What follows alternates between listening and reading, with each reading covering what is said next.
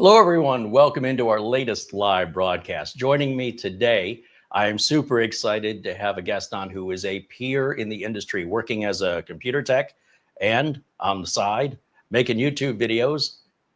Sounds familiar. I'm delighted and honored to have with us CyberCPU Tech. His name is Rich. Hey, Rich, welcome in. How are you doing today? Fantastic. I'm so excited to have you here. You've been in the news a lot lately. Yeah, that's kind of surprising, isn't it? It's kind of weird waking up to read news articles that have your name in them, that's for sure. I made the joke on Facebook a while back. One of my buddies mentioned something about it, and I told him that he's going to have to get a hold of my agent before he gets a hold of me. Yeah, there you go. Can I be your agent? Sounds like an easy money. I know, right? Just take 10% off the top and just sign you up for everything. I know. There you go. I was going to mention, first of all, just to get this out of the way, for anybody not familiar with you, I think we share mostly the same audience, but you never know. I think if you enjoy my content, you're going to love Rich's content and his channel. If I can do this right on StreamYard, I should be able to bring up your YouTube channel here just to show people what it looks like. Let's try if this is going to work. I'm assuming that's working. It is. There we are. Okay, so CyberCPU Tech, that's the YouTube channel live as we do this interview live. And there's been some issues. Now, people that have watched me over the years have heard me complain and complain and complain. And some of that is about YouTube. Oh, yeah. As a content creator, YouTube can sometimes be the most difficult part of being a content creator, in my experience. And it's usually just a matter of time before they come after you. Now, something very interesting happened to you, and it happened to a lot of other content creators as well. And let me get you back up here. Let's see. You bet. Can you hear me? Because I think my video froze up. I hear you. Okay. Yeah, something's wrong with my video. I'm not sure what it is. Well, that's unusual. If you want to, you could try in StreamYard. Well, let me try one thing. Let me take you away and add you back again. Okay. You know, turn it off and back on. And it looks like, yeah, it looks like we're not getting a video signal from you. Let me reset my camera real quick. Yeah, I think sometimes that whole, well, I don't need to tell him, unplug and plug it back in again. But we're going to get to Rich's story here because it's fascinating to me. I'm not surprised by it. And then how he went about resolving it, I also couldn't agree more, at least with what I think he did. So we'll verify that here in just a minute. There, okay. I think he's back. All right, I think I'm back now. All right, Rich, the floor is yours. Give us the rundown of the events of the last, what's it been, a week? Well, it's been I don't know whether to classify it as stressful or fun because I kind of feed on this kind of stuff. So it wasn't as bad as I think a lot of people were making it out to be, because from the very beginning, I had absolutely no doubt that everything was going to be resolved. I didn't think that this was going to turn into something that was going to be prolonged. It did come to a surprise to me when all of the news articles started coming out. I know I listened to your stream yesterday, and you had mentioned that you thought that I had contacted the media. And I actually had nothing to do with that. Wow. That was completely organic. I made videos. In fact, I'm going to put a video out later today that's kind of explaining a little bit of that process. I don't get into too much of it, but it will. I made videos and I tagged YouTube. That's essentially all I did. I had some other things in the background that I was planning if nothing came of it, but it worked. So. We didn't have to go any further than that. Ultimately, though, it was kind of surprising. I can't remember what day specifically, but I know Ars Technica, they put out an article yesterday about it. They're the only ones that I think have put out an article since everything's been fixed and restored. So they included YouTube's response and things like that in it. But they were the first ones I talked to. They were the ones I talked to before I even saw an initial article. I think the first article actually I saw was Tom's Hardware. And to be honest with you, that was a little bit of a, oh, what's the word? Bucket list. I think I even mentioned that in a few posts because, you know, Tom's Hardware was a website that I kind of inspired to be 25 years ago when I first started doing kind of content creation. CyberCPU originally, for people that haven't watched some of my other videos that are related to this, CyberCPU was born as a hardware review site, not a video site, just a regular text site. And nobody read my articles. They were dumb. I was young and working at a computer store. I could borrow hardware from the computer store and then test it. And it was a kind of a perfect situation. Just I wasn't very good at writing articles apparently, so no one read them. But at the time, Tom's Hardware was really big, and I inspired to be something like Tom's Hardware. So to be featured in Tom's Hardware was kind of a pretty big deal to me. But anyway, yeah, the articles started pouring out, and in the background, I was doing interviews. You know, reporters were contacting me, and I was doing interviews with them. There was just a few though. The Ars Technica I spoke with, and also the Register. They contacted me and asked me some questions and things of that nature. Everybody else though was organic, and as the articles started coming out and stuff, I was blown away, and I just kind of couldn't believe that it was becoming so much of a thing. It actually got to a certain point where I was actually starting to get nervous. So I was like, why am I in so many newspapers? This is crazy. I'm really surprised, and I thought because you told me I might have some news on Saturday, I thought you were working on this. Like from my angle, I'm like, oh, he's putting something together. Well, by that time, I had actually already spoke with Ars Technica, and she was talking about in a possible article. So I was expecting one article, and then of course, it's a huge website. I mean, they're really big, so that was kind of like my thing, and I didn't want to say anything because I didn't know what she had planned or what her thing was, so I didn't want to give any information out if she decided that she wasn't going to write the article or something like that. So I was kind of just speaking with her in the background and then kind of keeping it to myself. But yeah, and before that even came out, I started seeing all of the other news articles, and I shared quite a few of them on Twitter, but nowhere near the number. I think there were 16 articles in total, and that's not counting like the forum threads, like Windows Central. Reddit was huge. In fact, I think most of the news articles were based on threads from Reddit. And I unfortunately haven't gone through them, but I heard that some of those threads on Reddit got into the thousands. So well, let's take a step back for a minute and let's talk about what is the problem. What happened? Well, ultimately, what originally happened was that I had 2 videos. The first one was removed last Sunday, and it was essentially a video on, or not essentially, it was a video on removing or installing Windows 11 25H2 without a Microsoft account. And this was using the new beta, you know, the one that Microsoft had removed all the other workarounds on. And so it was just showing that we can actually still use, I think that one, it uses the bypass NRO workaround that Microsoft took away a long time ago, but it's just essentially showing how to manually use that workaround by going into the registry and entering it all manually because Microsoft had taken the script away. And then in the video, I also show how to recreate the script. So if you want to script it like it used to be, then you can do it that way too. But it disappeared on the basis of, what is the phrase they used? That it promoted acts that could lead to serious harm or death.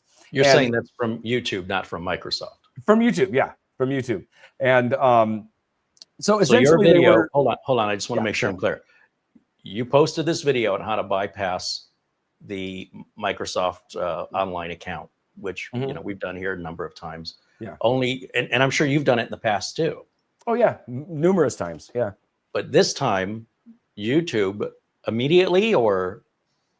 No, actually, that's right. No, the video came out the previous Monday. All my videos come out 7 a.m. on Monday morning, and this is the video from the previous week, and it was taken down on Sunday. So it had been up for almost 7 days before it was taken down. I think it had like 80,000 views at the time that it was taken down, and it was kind of blindsided by it because I didn't expect it at all. And so, yeah, it had been up for a little while before it got taken down. So you got a message from YouTube that stated your video was harmful or dangerous? Yeah, promoting things that could cause serious harm or death. That was the shocking one. And I was like, yeah, it's kind of a little gaslighting there, I think. But I don't think installing Windows without a Microsoft account could possibly lead to death. But what do I know? I installed Windows without a Microsoft account, and then last night I stubbed my toe. I know, and it was funny. Linus kind of made a similar joke on the LAN show because they mentioned it on the LAN show last night also, and he had said that it actually might cause death if Microsoft comes after you for bypassing their requirements. Or you might just have some gastrointestinal distress. You know what? It could just be something. gas. Who knows? Who knows? Yeah, it was funny though. But I'm pretty sure that specific category is kind of a catch-all. I know that included in that category is piracy, and I think that was probably more likely the grounds that they were claiming that this violated was that somehow it was pirating Windows. And that's what led me to believe that the whole thing was automated, because the automated system may have thought that, bypassing or maybe some of the keywords that were being used led it to believe that this was related to piracy.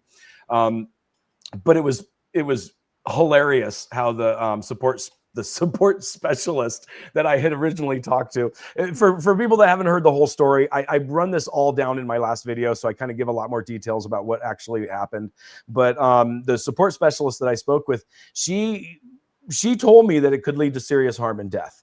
And I kind of went with that, and I wish I would have taken more screenshots on this. And I don't think that there's a history available for the support session, so I closed it without taking screenshots. And I really should have, because this was some hilarious stuff, like meme creating stuff here. But I even double checked with her. I was like, "Are you seriously saying that my video could lead someone to die?" And she repeats the line like she was in affirmation that yes. And I was just mind blown that I'm like, oh, okay. Now, to be clear, this only happened to you and no other content creators? No, it happened to several other people. Yeah, what I found out later. I didn't know. Well, actually, I knew that Brytech, it had happened to Brytech probably several days before it happened to me. And so when I saw that it happened to him, I knew that my next video, because his wasn't about a Microsoft account, his was about installing Windows on unsupported hardware. So I knew that my video for installing 25H2 on unsupported hardware was the one that was due to come out the next week. So I was expecting trouble already. I wasn't expecting trouble on the video that it actually hit first on. I was expecting it on the next one that came due to what happened to Brytech. But I was going to let it go. I thought in my head, I was like, maybe I should delay this release, but I didn't have anything else to release. That was the video I had filmed for that week. So I was like, you know what? I'm just going to go with it. Chances are his strike was probably a mistake, and hopefully it'll get worked out before my video comes out. So that was kind of the logic that I used. And I went ahead and just left it scheduled. But when mine was removed on Sunday, I was like, well, apparently something's going on. And then lo and behold, the next day on Monday, when my video dropped, like 3 or so hours after it was released, it was taken down also. So I ended up losing 2 videos ultimately. And that means you're losing revenue. Well, yeah, and it's not only that. I mean, obviously there's revenue involved in it, but also when you have videos removed, it kind of puts a stain on your account, and the rest of your catalog is kind of judged a little bit differently by the algorithm, because you currently are sitting under strikes. In this case, it was a warning strike, but it's still a strike, and the algorithm will use that to kind of maybe demote your videos so they don't get seen by as many people. And that's the way it goes. And I can understand why they would do that. But at the same time, if they're invalid strikes, then it hurts you all the way around. Not only do you lose the income from those specific videos, like for me, I only release 1 video a week. So that's essentially 2 weeks worth of video. That's half of the month's income right there on just the videos that come out. That's not back catalog and stuff like that. But so yeah, it was a little irritating from that standpoint. Let's put some perspective in this. You've been a professional computer technician for how long?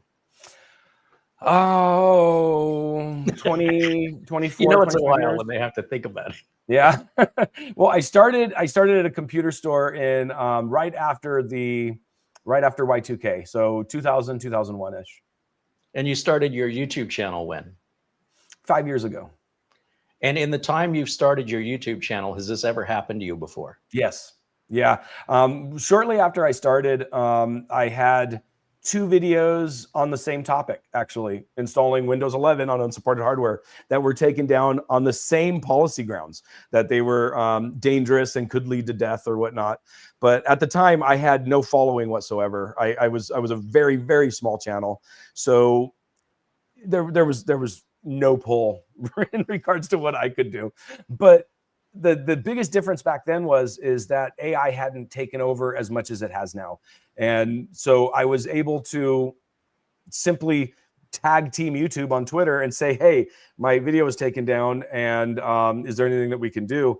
And ultimately it was taken care of. The video was put back. So both of those videos in the beginning were eventually restored as well. So I kind of have a little bit of experience with this. That's why when this all started, my first thought wasn't panic. It was just like, oh, well, obviously this is a mistake. So I'll just, put in an appeal. The appeal will probably get approved and the videos will get put back. And then when I did the first appeal, shortly after it was denied, and then the second appeal was denied immediately. So that's when I was a little bit worried about it, but still I was thinking, well, at least we still have access to Team YouTube. They're pretty prompt at responding to you.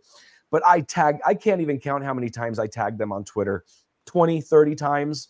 I literally got to the point to where I had copied a really polite comment that I would paste to every time I would see a response from Team YouTube, because they weren't responding to new threads. So I figured, well, maybe I'll respond as a reply to old threads that they've already replied to. And that obviously didn't work either.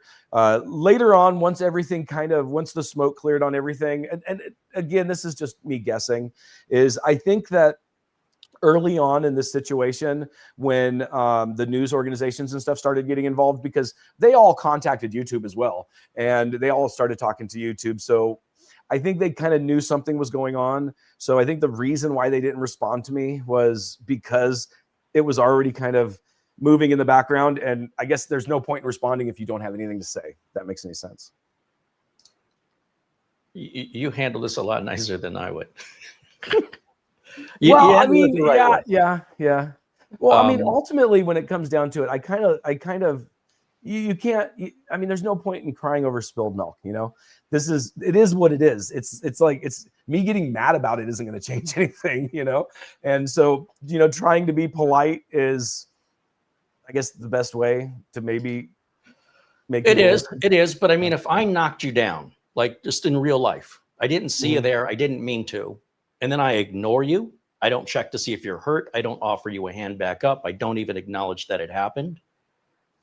That's where my blood starts to boil, me personally. Yeah. Oh yeah. Don't get me wrong. I was upset. I was upset during this entire thing for sure.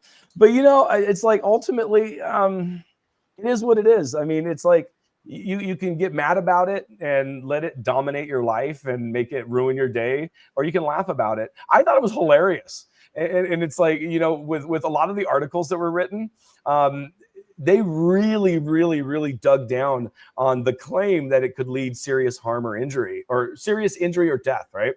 And it's like some of the comments these articles made on those grounds, on that comment, were hilarious. And it's like, I think Tom's Hardware, what did they call it? It's just, some of the names, they were just, the way they explained it, you have to go back and read the articles. I highly recommend everybody to kind of catch up, to go read the articles that were written. Especially, I shared quite a few of them on my Twitter account, and some of these were they were comedy routines. It was hilarious what was going on. And I mean, I guess it's better to find the humor in it than to get mad about it, because ultimately it's like, it's not going to stop me from creating content. It's like, couldn't it? Well, I mean, no, probably not. I mean, it's YouTube, like, ultimately, there was no concern that YouTube was going to shut your channel down. Oh no, very well could have. Yeah, I mean, something like that very well could have happened. I would have just gone somewhere else. You know, I mean, I wouldn't have been able to do it full time anymore. I would have to get back to working my business of repairing computers. That was my full-time job before I started YouTube. So, you know, ultimately I would have had to do that again. But no, it wouldn't have stopped me from creating content. What I take this for what it's worth, but what I find when people make outrageous comments, what I do that I found is a very effective means of communication is to ask them for examples. So if they say, if I say, well, you say this can cause harm or death, can you give me an example of something in my video where, what is it specifically in the video and that you're referring to? Or in another video similar to mine, can you give me an example? And that usually shuts them right up. Just asking for that. Instead of saying there is no information, instead of making that statement, what I found is ask for clarification or a recent example of when has this ever happened? Can you give me a recent example? And specifically, what part of the video, the beginning, the middle, the end, where is that? What is it exactly I say? And what is it that you believe can happen? Well, ultimately, when it comes down to that, and this is really common with YouTube, anybody that has a YouTube channel or has created content before has had to deal with this, especially if you've dealt with YouTube for an extended period of time. I don't think there's anybody on the platform that has never gotten a content violation. I mean, if there is, then cool, you're doing something great. But chances are everyone has had to deal with this at one point in time or another, at least people who have created content, is that YouTube, they flag your video with whatever they choose to flag your video with. They decide what rule you broke. And then that's it. They don't tell you how you broke that rule. They don't tell you where in the video they broke that rule. They won't give you any timestamps. They won't give you any context at all. And that's the biggest complaint that I've heard from most creators, is that it's not like we're trying to break the rules. We really, really want to follow the rules. We just don't know for sure what they are. And if you could just kind of break it down, explain to me how my video violated this rule, then I'll just avoid doing that in the future. But it's really bizarre that they don't. So if you ask them, can you give me examples for how my video could cause, physical harm or death? They'll just tell you, I'm sorry, we can't give you any more information. That's the rule you violated. And that's it. And then in my situation, I didn't even get the courtesy of that. I didn't even get to that point because I got no communication with YouTube at all. After the original chat, which, I mean, maybe you made a comment yesterday on your live stream that I had to pause it. I was laughing so hard because it explains it perfectly. Sometimes you don't know if you're talking to somebody who's AI or just dumb.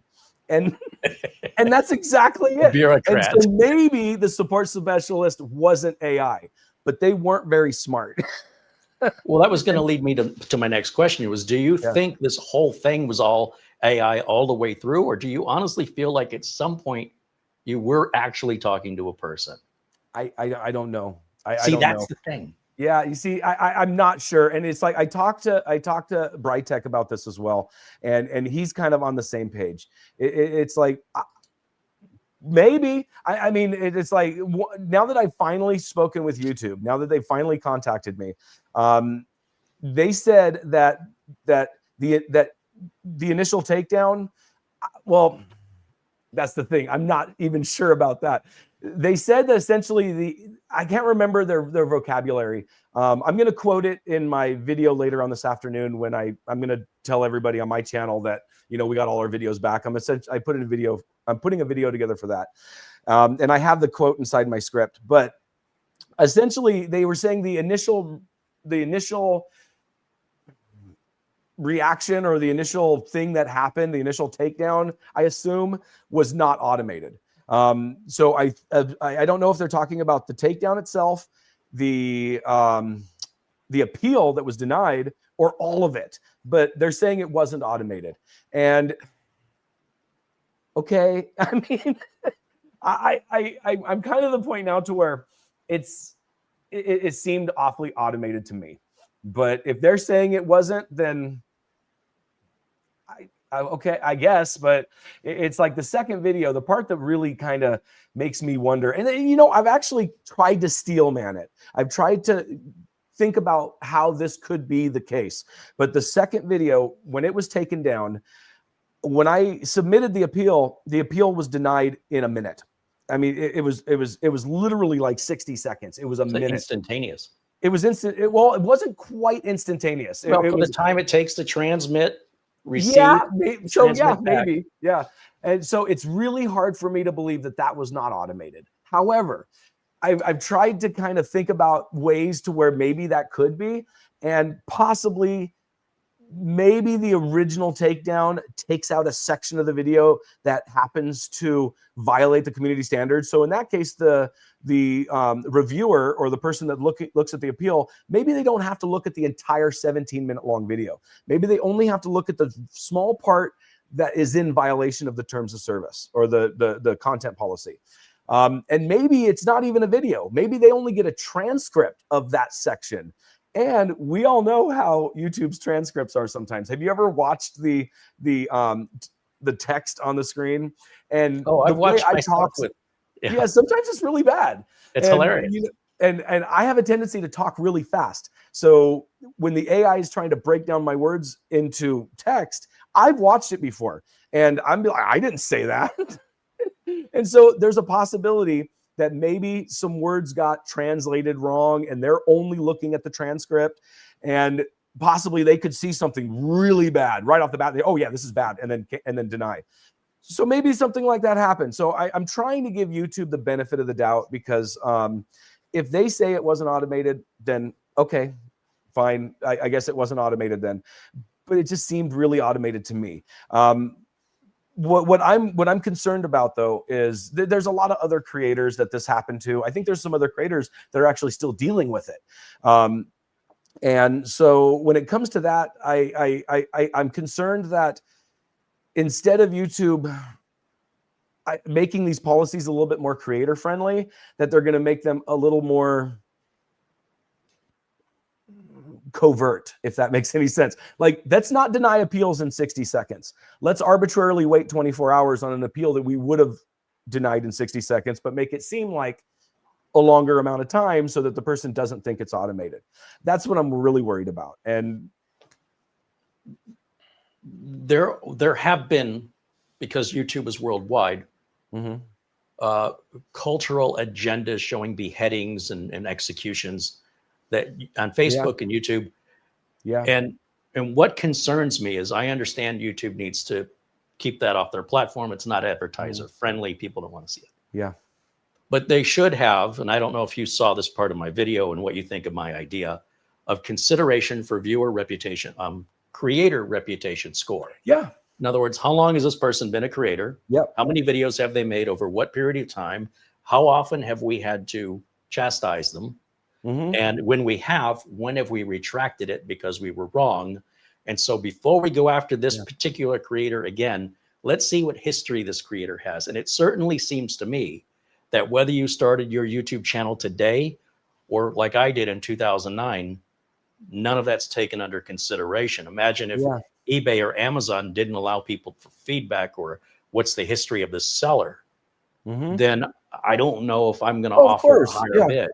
I mean, even eBay has a star rating for sellers, you know, and that makes complete sense. I mean, if you have an established creator that's been on the platform for years, has hundreds of thousands of subscribers, gets millions of views a month, and has never had an issue with content policies, then I don't know, maybe give them a little bit of benefit of the doubt.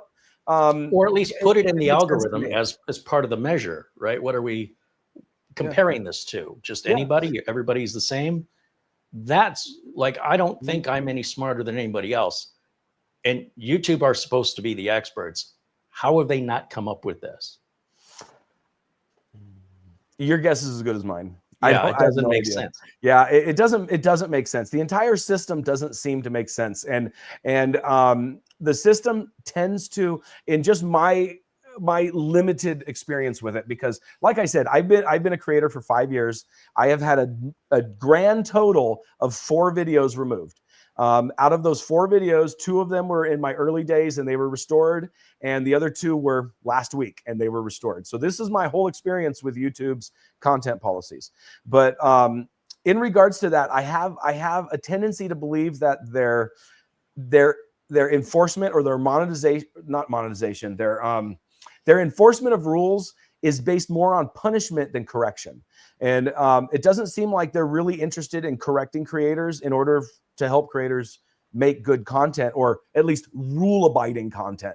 They tend to lean more towards punishment than correction. And I think if they can do any kind of reforms that would help to reform a creator, like say there's a creator that just keeps breaking the rules, right?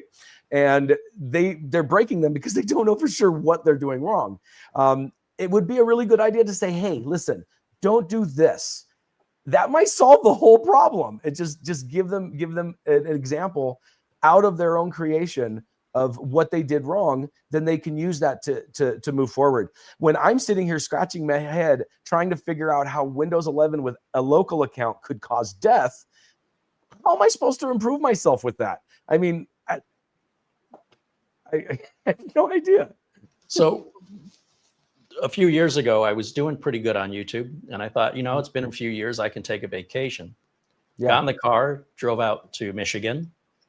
The day I settled into the B&B, I checked my email and it said, your account has been demonetized. All earnings have been removed. Wow. And your last month's earnings that we haven't paid out, we're not giving those to you. This includes AdSense revenue, which includes Super Chat revenue. We're keeping all of it. This is a ban for life because you broke our rules, and and you can appeal it. So of course I was like, great way to start my vacation. Yeah. And I was going to be gone for like, a week in the car there and back and 2 weeks there. I'm gone 3 weeks. What's going to happen now? So I have a channel with no monetization.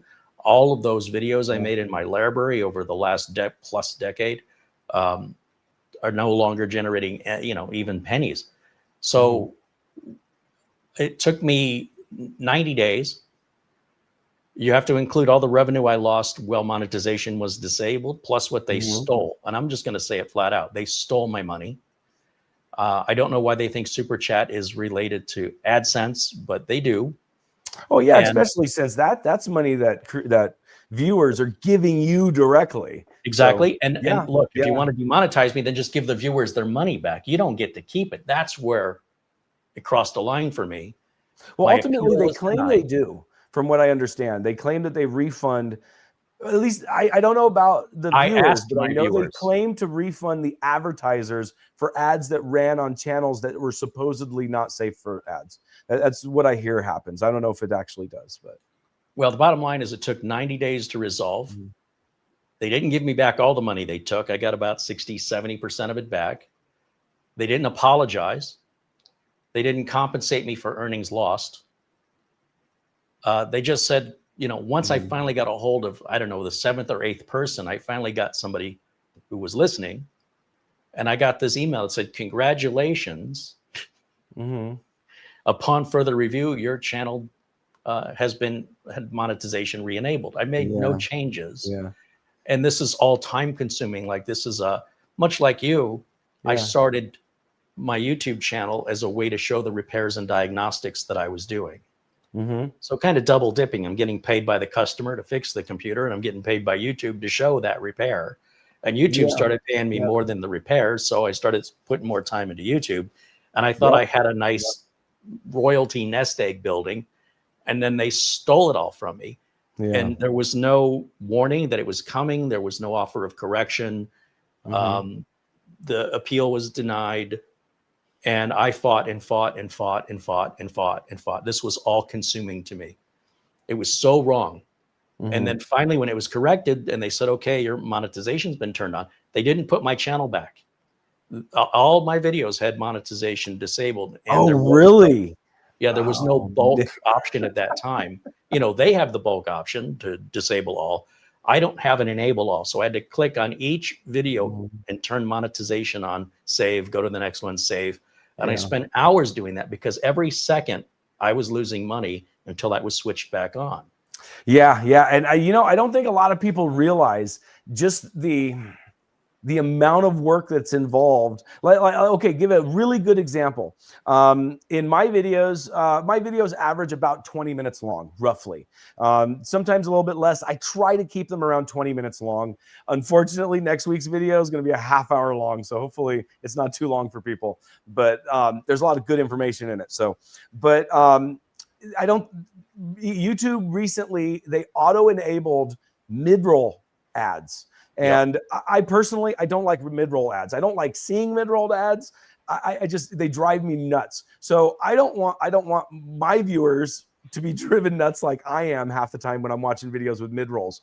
So I had to go through all my videos just to make sure that mid-rolls were turned off because, that I get it. It's a tremendous amount of work.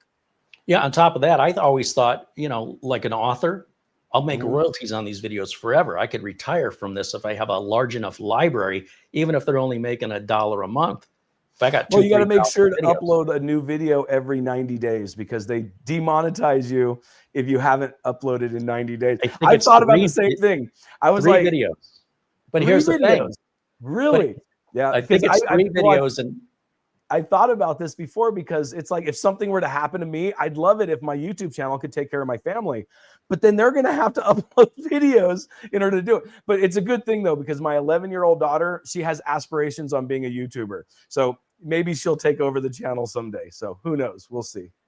Well, my concern isn't so much that it's being demonetized. It's that YouTube will still show ads on those videos, and they just won't split the revenue with you anymore. Once again, that's where we cross a line again. Yeah. So you're going to keep collecting money on my videos. You're just not going to share it with me anymore. Exactly. Like, take the video down if you're not going to monetize it, because I'm seeing a lot of content creators that have what's the word, retaliated against YouTube and said, well, if I can't have it, nobody can, and deleted their entire library. And they told their audience, they said, look, I'm just going to tell it to you straight up. YouTube is going to make money off of my educational videos, and they're not going to pay me. So I'm not leaving these videos up anymore. And then they just completely delete their channel. And then the whole audience suffers. And then since YouTube relies on that audience, YouTube is doing it to themselves. And I've seen a number of channels do this now, where there was a great couple of content creators, Tech Deals. I don't know if you ever watched them. Probably. The name doesn't ring a bell, but I've probably seen something. Well, a guy and his wife would sit in a chair and they review products and answer questions and do live videos. And they were making multiple videos a week. They were doing really, really well. I think they had partnered with Newegg. They had great sponsorship. And one day the lights went out. Not a goodbye, not telling their audience what happened. And if you go to their channel now, I think their last video was published over a year ago, and all their live content's gone. So, so vindictive. I think that was the word I was looking for earlier. Oh, yeah. I think that they get so upset. Yeah. It's like, how dare you make money for me and then not share any of that revenue with me? On the other hand, something maybe health-wise happened to. I mean, we just don't know.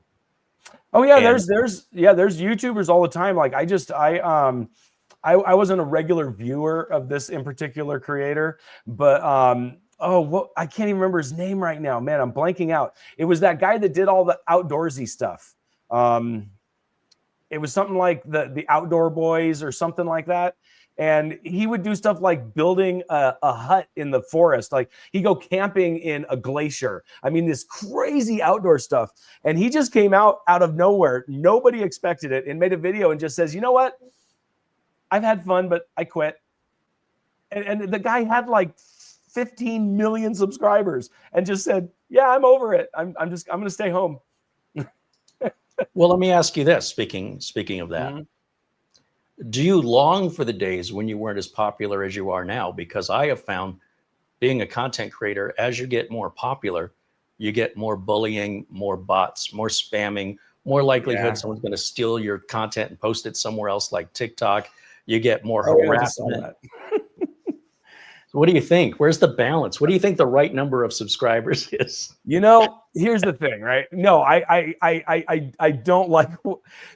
Anyone who has started a YouTube channel knows that it's like growing a beard. And I've experienced this a few times because I've cut this off before. And that's why I don't cut it off again, because I've learned my lesson. You always go through the bad stage. It never looks good at the very beginning. It always takes a while before it looks good. It's the same thing with creating a YouTube channel. The beginning absolutely stunk. I mean, when you'd spend a week producing a video and it got like 4 views, and that was total. Like, it's been out for 6 months and it still only has 4 views. That's the way it was at the beginning, and it stinks. I would never want to go back there. But at the same time, when it comes to the attention that you get once you start getting bigger, I remember I heard a quote from Joe Rogan one time, and this probably the wisest quote you could hear. He says that there finally came a time where he realized you don't have to respond. And I was like, you know what? That's true. I don't have to respond to every hate comment. And in fact, sometimes it's better not to respond, because ultimately that's why they do it, is they want your response. They want to get you angry, or they want to know that they've affected you in some way. And I just I giggle or chuckle and say, yeah, whatever. Like, you know how many comments I get about people telling me to shave the squirrel off my face? I'm like, whatever. Well, I think that's solid advice, and I couldn't agree with you more. Now, can you teach me how to do it? Because I can't help myself. Yeah. I just want to know put sometimes it's hard. place. Yeah. It's funny too, because I know Linus did this, and it gave me a great idea. He likes to go through every once in a while, and he'll do an entire video about hate comments. And it's hilarious, because not only did you ignore them originally, but then you amplify them by making fun of their hate comments on a video. And I was like, that'd be so much fun. So I started screenshotting hate comments, and I never did it. I was like, I don't want to waste my time with this. So I've thought of that, and I've seen some content creators. What's that guy say? He does the food reviews, report of the week. He's always dressed in like a tuxedo or a real fancy suit, and he's ordering fast food, and he's all dressed up with a chalet, a glass of Chardonnay, and he's trying the new burger from Burger King. And he's very serious about it. He's a very young man. Yeah. And people say, oh, you look like a fish, they make fun of his appearance. And he's taken these comments, and he's very dry. So if you don't really listen to him, you may not get it. But he'll be like, yes, I do look like a fish. This is true. And that's because my mother was a mermaid, and that's why I look like a fish. And then he'll move on to the next comment. And he takes it all very seriously, very dry. Yeah. And I thought, well, good for him. But on the other hand, do I want to turn my channel into an insult comedian channel? Do I want to be Tech Don Rickles? So now people are intentionally leaving hateful, insulting comments in the hopes that I will call them out, and they'll say, yes, he insulted me. I got one, I'm worried about sending the wrong message. That's an excellent point, actually. And it's one of those things to where sometimes I see some of these comments from people, and I'll take a look at their own channel and see that, some of these, sometimes they have their own videos that they've created, and they're at the very beginning. They've got videos where they've got 2 views and it was posted a year ago. And it's like, I can kind of see maybe why they're a little angry with me. Maybe they think it's a little unfair, because I can kind of contextualize it a little bit. But it's like, I can't waste my time. I do a lot. I run 2 businesses. I run a YouTube channel, and I fix computers on the side. I don't have time to sit here and try to defend myself against somebody who doesn't like me on the internet. I'm like, I can't please everyone. And if you happen to be one of the people that I can't please, I'm really sorry. And sometimes I'll respond with that. I'll just tell them, I'm sorry you didn't like the video. Hopefully you'll like the next one. I can't work myself up over people that say mean things about me. And I think that's one of the really important things. Like, when you get into YouTube, I don't care who you are. You could be the nicest person in the world. You're going to get people who hate you. And if you can't take it, maybe it's not the job for you. But so I let it just, roll off my back. I don't worry about any of that stuff. For anybody who doubts it, I will tell you, and I'm sure you'll confirm this. If I were giving away $100 bills to random people in the audience, there's somebody who's going to tell me I'm not doing it right. I know. I saw a while back that, Mr. Beast went and put a bunch of wells in some country somewhere, and people were mad at him. Yeah, because he made the African government look inept when he could do all of this so cheaply and so quickly and put in 100 wells when the African government there, whatever that country was in Africa, kept having excuses for not getting it done. So by him doing it, you know what it's like? So you've worked in this industry. What it reminded me of is I was always brought up to work hard. Yeah. But I wasn't brought up to not work harder than my coworkers, because otherwise you're making them look bad and they're not going to like you. That was never taught to me. I figured that out the hard way because I was doing my best. And they said, you better reel it back a little bit because you're making us all look bad. And is that an insult or a compliment? It's not a brag. I'm just telling you. And then one time I was at when I started in this corporation, they wanted me to look at these laptops. And they said, these are made by a minority business owner. And we want to replace our Toshiba laptops with these, and we want your thoughts on them. So I evaluated them. They were like desktop 486s jammed into a laptop. So terrible battery life, a lot of heat. I said, these things are terrible. And they said, Carey, you cannot say that. What do you, and this is how naive I am. I go, what, you asked me to review them. I'm telling you, you're better off with the Toshibas. And luckily I had an older gentleman that was kind of my Sherpa. And he would walk around with his coffee on his belly like this and say, come on, son, let's go for a walk. And we walked down the hallway and he goes, listen, you're new here. I want you to think about something. If the vice president of the company just told the president of the company that he can replace these Toshiba laptops with a minority owned vendor, which, is a regulatory agency, it's a government utility, this looks really good. This is what we're striving for. And now some hotshot kid just came in here and you're going to make the vice president look like a complete idiot. How much time do you think you're going to have in this company? Yeah. And I thought I was just being honest. I thought I was doing what's best for the company. Yeah. Yeah. And you're like, oh, you've got a ways to learn, son. Yeah. Oh yeah. But it's like, it is the way it is, and it just, all you can do is tell people what you think. And if they don't like it, then they don't like it. Let's talk. We've got a few minutes here. Let's talk a little bit about maybe some of the recent problem solving you've done, as well as ask our audience if they have any questions for us. This would be a great time to ask.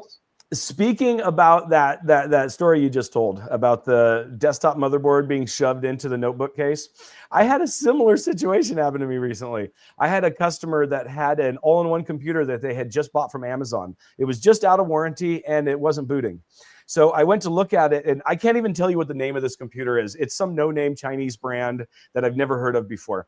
And ultimately, it had a bad hard drive in it. So I had to figure out how to disassemble this all-in-one computer with no write-ups, because obviously this manufacturer is some no-name manufacturer. And when I opened this thing up, luckily it came apart exactly like an iMac. You remember, with the suction cups on the screen where you can just pop it off? Oh, yeah. And as soon as I took that glass off the front, I realized that what they had done is it was a generic LCD monitor that was like screwed into a plastic case. And once I pulled the monitor off to see the components inside, it was an old 4th gen Intel notebook motherboard that was like haphazardly mounted into the case, and everything was just shoved in there. All they were doing is they were taking old 4th, 5th or so generation Intels, and they were shoving them in this generic all-in-one case and selling them as brand new computers. And I'm like, these things don't even run Windows 11. And it blew my mind. I could not believe it. But it's like, I guess you got to be careful in the things you buy sometimes. I put Windows 11. They got a good price. No, it wasn't actually. It wasn't a good price at all. And that was the bad part about it. And but I felt really bad for her at the time.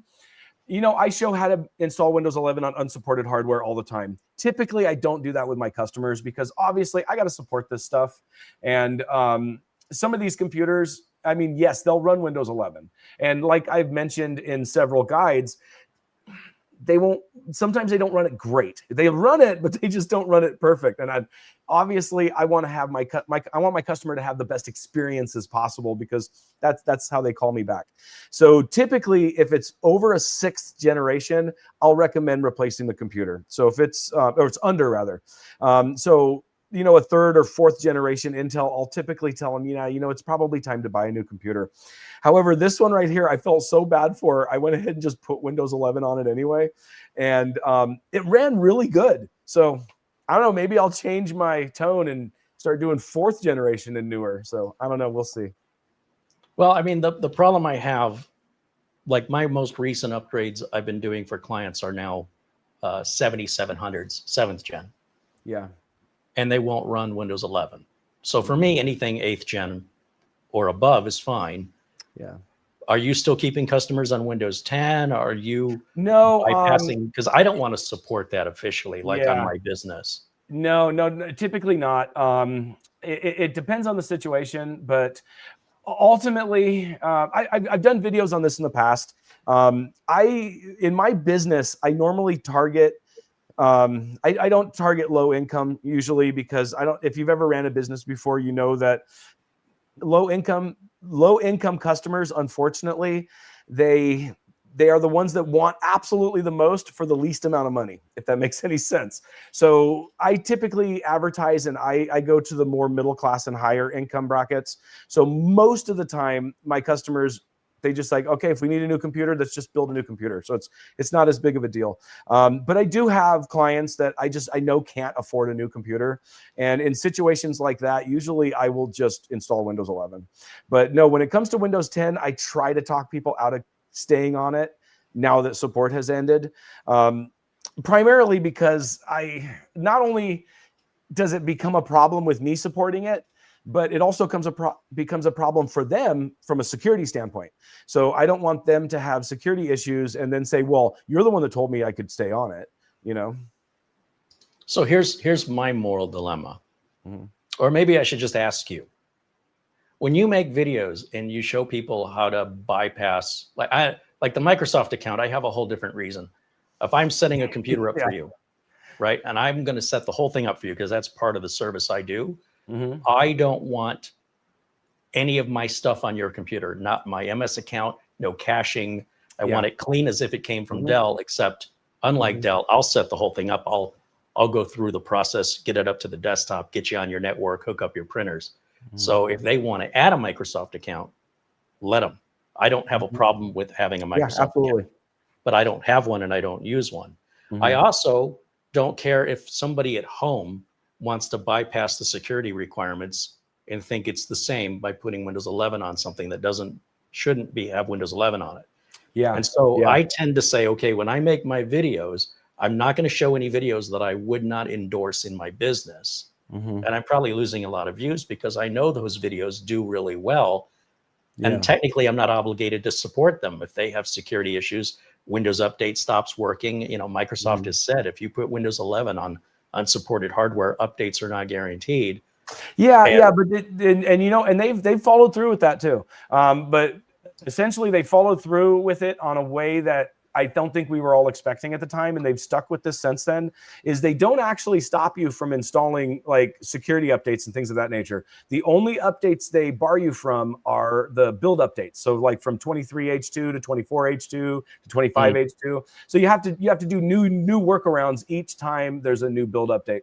And honestly, when it comes down to my philosophy on this, is that Windows 11 on unsecured hardware is no less secure than Windows 10 was on the same hardware.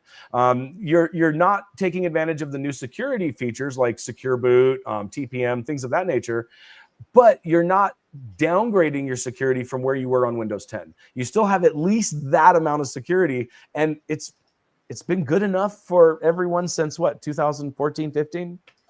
You know how the glass is half full and the glass is half empty doesn't change how much fluid is in the glass? Yeah, yeah. I see it exactly the opposite. I go, if you put Windows 11, and I'm not saying you're wrong, right? If you said that this bottle was half full, and I say it's half empty, neither one of us are wrong. But I tend to flip it the other way. And my way is, I'm saying, because you're not getting all of the enhancements of security that Windows 11 can offer because you don't have the hardware for it, you're actually better off with Windows 10 because it was designed for what you have. Windows 11 wasn't. But I don't, now that you've said it, I think you're right. I do think at the least. Yeah, I think Windows 11, when it first came out, it had this tendency to be, a lot of people made fun of it and said that it was nothing but Windows 10 with a new outfit on. And it was, all it was Windows 10 with a new theme. And so I always, whenever I see Windows 11, I still think of it as Windows 10. And so, but yeah, there's been a lot of changes to Windows 10. And the other fear also that kind of goes against my philosophy on this is that as Microsoft works on new and more enhanced security for Windows 11, they might have a tendency to not concentrate on the stuff that was securing Windows 10. So there might be functions within Windows that just don't work the same anymore under Windows 11 that they used to in Windows 10, because Microsoft figures, well, we've got all these other features now, we don't really need that anymore. So that is another downside. So typically the way that I look at it is that I'll usually tell when, in regards to my customers, I would say like 95% of my customers, we're just installing Windows 11. We're either building new hardware, installing Windows 11. It's very rare. I think I've only got like maybe a handful of computers that I put Windows 10 on for customers. And more normally that is because these people just seriously cannot afford a new computer. And I think it's better to put them on an unsupported version of Windows 11 that's still getting security updates than on Windows 10 with nothing. But then there's also extended support, so that's always an option as well. But when it comes to creating content on this, I'm kind of about freedom for people. If you want to do it, then here's how to do it. It's not that I'm recommending that you do it, but I'm just showing you how to do it if you decide you want to. Like my video that's going to be coming out on Monday is going to be showing you how to make Windows 11 look like Windows 10, which is ironic that we'll go from 10 to 11 and then make it look like Windows 10, right? But as I go through that video, I'm showing you the things that I think look good or the things that I think you should do. But ultimately, and I mentioned this several times in the video, just because I do it doesn't mean you have to. You know, you can decide which settings you want to change and which settings you don't. I'm just showing you how to do them. You know, it's up to you to make the final decision on how you want to operate your own computer. But you wouldn't do that to a customer, would you? Probably not. Okay. Yeah, probably not. And you know, but it depends on the circumstances too. You know, it's like I have a few customers, like for instance, I have one that I'm thinking of off the top of my head that really doesn't like change, you know, but at the same time, it's important for them to have the latest operating system because there's no security updates anymore for Windows 10. So for that customer, yes, I will put a Windows 10 start menu on it for her so that she doesn't have to, you know, worry about the change involved in going to the Windows 11 start menu. So it's, oh, excuse me. So it depends on context. You know, everybody's different. So I kind of take it as a person by person basis. Well, yeah, and as I do as well, but I will strongly recommend we avoid any unnecessary software and crutches. You know, a crutch might be good to help you if you've got a broken leg, but if you keep using that crutch long after that leg is healed, that leg is going to atrophy and you're going to need crutches for the rest of your life. And I see these start menu changes that make it look like the old version as a voluntary, as a crutch you don't necessarily need, or if you are going to use it, here's what happens and I'm sure you'll agree. You tell a customer we need to wipe this thing out and reset it. They go, but I got so much stuff on there. I've got all these tweaks and I've got all these add-ons and I've got all these modifications. All of that stuff makes it more discouraging that a 20-minute reinstall could just reset everything, put your stuff back on, get back in business. And now you've got a 4-day project trying to find all the software, put it back the way you had it. So why don't we spend 4 days working on it instead? Yeah, there is. I kind of live by the ideology, and I think this might make my life difficult sometimes, but I like to not reload Windows. I like to fix Windows when it has a problem. And there are circumstances to where, yeah, it probably would have been way more efficient just to reload Windows. But I kind of find it as a challenge sometimes. And in fact, I have an entire playlist on my channel about fixing Windows instead of reloading it. And ultimately, because I have that philosophy when it comes to Windows itself, there's a lot of things that I've learned because of that philosophy that are invaluable. Like, for instance, it's the primary reason why I learned how to completely rebuild a UEFI bootloader, because ultimately most people would just say, yeah, your system's not booting because the bootloader's corrupted. Let's just reload Windows. Well, I was like, well, how can we just fix the bootloader so we don't have to reload Windows? No, I'm with you. Yeah, I'm with you 100%. Let's learn how to fix it. But if your client says, my employee's on the clock, my employee can't work, you need to get this computer fixed now. Oh, that's another thing, though. I will not reload a computer on site. No way. Well, regardless, I'm talking about time. The clock is ticking. Now, if it's a home user or maybe it's a small business owner, maybe they can go a few days while you figure it out. Yeah. Or do you have a loaner? I would say the majority of my customers are home users. I do have some business clients, but I would say it's probably an 80-20 split. Most of my customers, I live in a rural area. Most of my customers are just home users, a lot of retired people. And so it's not as big of a deal. But I have had businesses before that says, I really want you to fix this on site. We need it right away. And I'll just explain to them. I was like, I'll be happy to do that, but you're going to have to pay me hourly to be here. And I'm a pretty expensive technician. So I can either do that, which ultimately, by the time we're done, you may have paid as much as a new computer, or I can bring it back to my shop, fix it for you, and then bring it back to you, and it's just a flat rate. So in those cases, almost unanimously, they say, okay, fine, we can do without it for a day. and if you can fix it in a day, that's great. But what if it's you're not making any progress? I can usually get it turned around in a day. You jinxed yourself. What's that? You just jinxed yourself. Right? No, seriously though, because I've been in business for about 15 years. And aside from, obviously, I have production schedules now because of YouTube. And that gets in the way of getting computers back to people in a day. But I tend to when I think I'm going to have to bring a system back to my shop, I will schedule it accordingly. So I know that I have a day to bring it back. That is the next day, hopefully. If I don't, I'll let the customer know that, I can't get this back to you tomorrow because I'm filming tomorrow. So it's going to be the day after. And usually they're pretty understanding. But if they need it back right away, we will schedule it. And I'll say, well, it's working like 30% right now. It'll get you by. I'll come pick it up Monday, and then that way I get it back to you on Tuesday. And usually that works out pretty good. Like I said, I live in a rural area, so usually people are a little bit more laid back. But in the 15 years that I've been in business, I would say that 95% of the systems that I thought I could get done in one day, I was able to. And sometimes it requires staying up until 3 a.m, mind you. But you got to do what you got to do. So that's an average night for me, my friend. What's that? That's my average night. Yeah, I'm usually I get up later. I try not to. When I first started, there was a lot of 3 a.m.s, a lot. But now I try to make 1 a.m. my hard bedtime, because if I don't, then I'm gonna pay for it all day. And like I said, I live in a rural area and I'm a mobile tech, so I go out to people and I drive roughly anywhere from 75 to 100 miles a day, and it's not fun driving 100 miles when you're exhausted. And so what about remote access? You're not using remote access? No, I have actually found that I'm not as effective with remote access as I am when I'm just there. Wow. And unfortunately, it's just, maybe it's my own deficiency. It's just some people can do it real well and some people can't. And I've just found that I'm not very good at doing things remotely. I've honestly driven an hour to reset a router, and it is what it is sometimes, but. Well, and that's what I love about this business that you and I are in. You can do things your way. I can do things my way.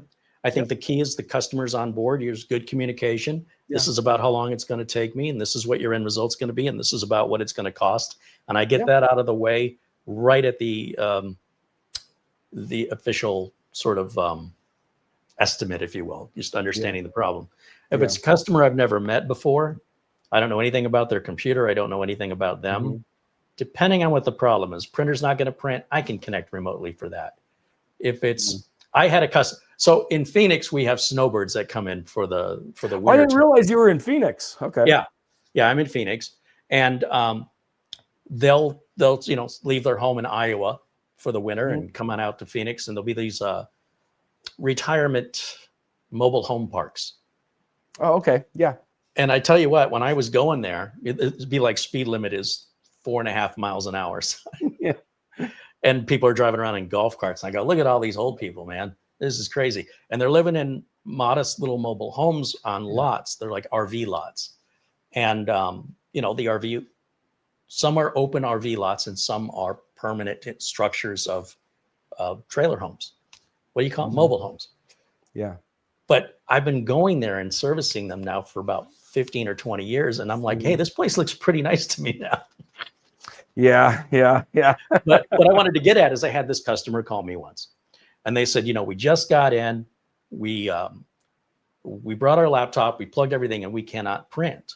And I said, they're 20 minutes down the road. I'll just come take a look at it.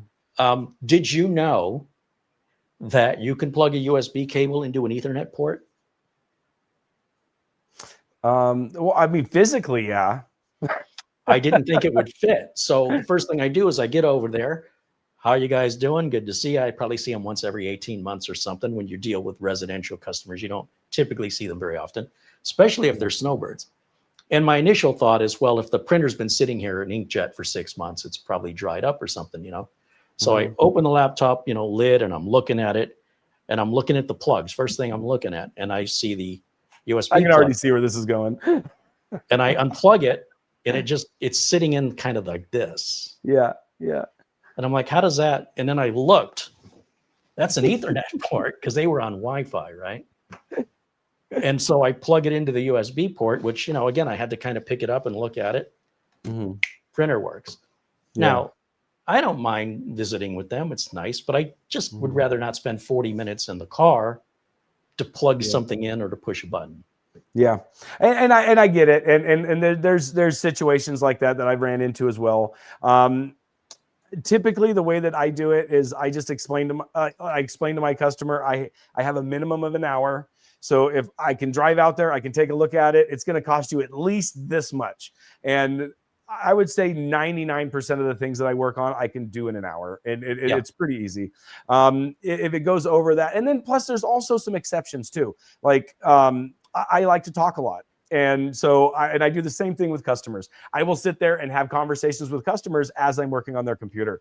And typically when everything is said and done, and I've been there for 2 hours and it was really only about 45 minutes worth of work, I'm not going to charge them for 2 hours. They're not going to have to pay me for me talking. So typically I understand that kind of stuff.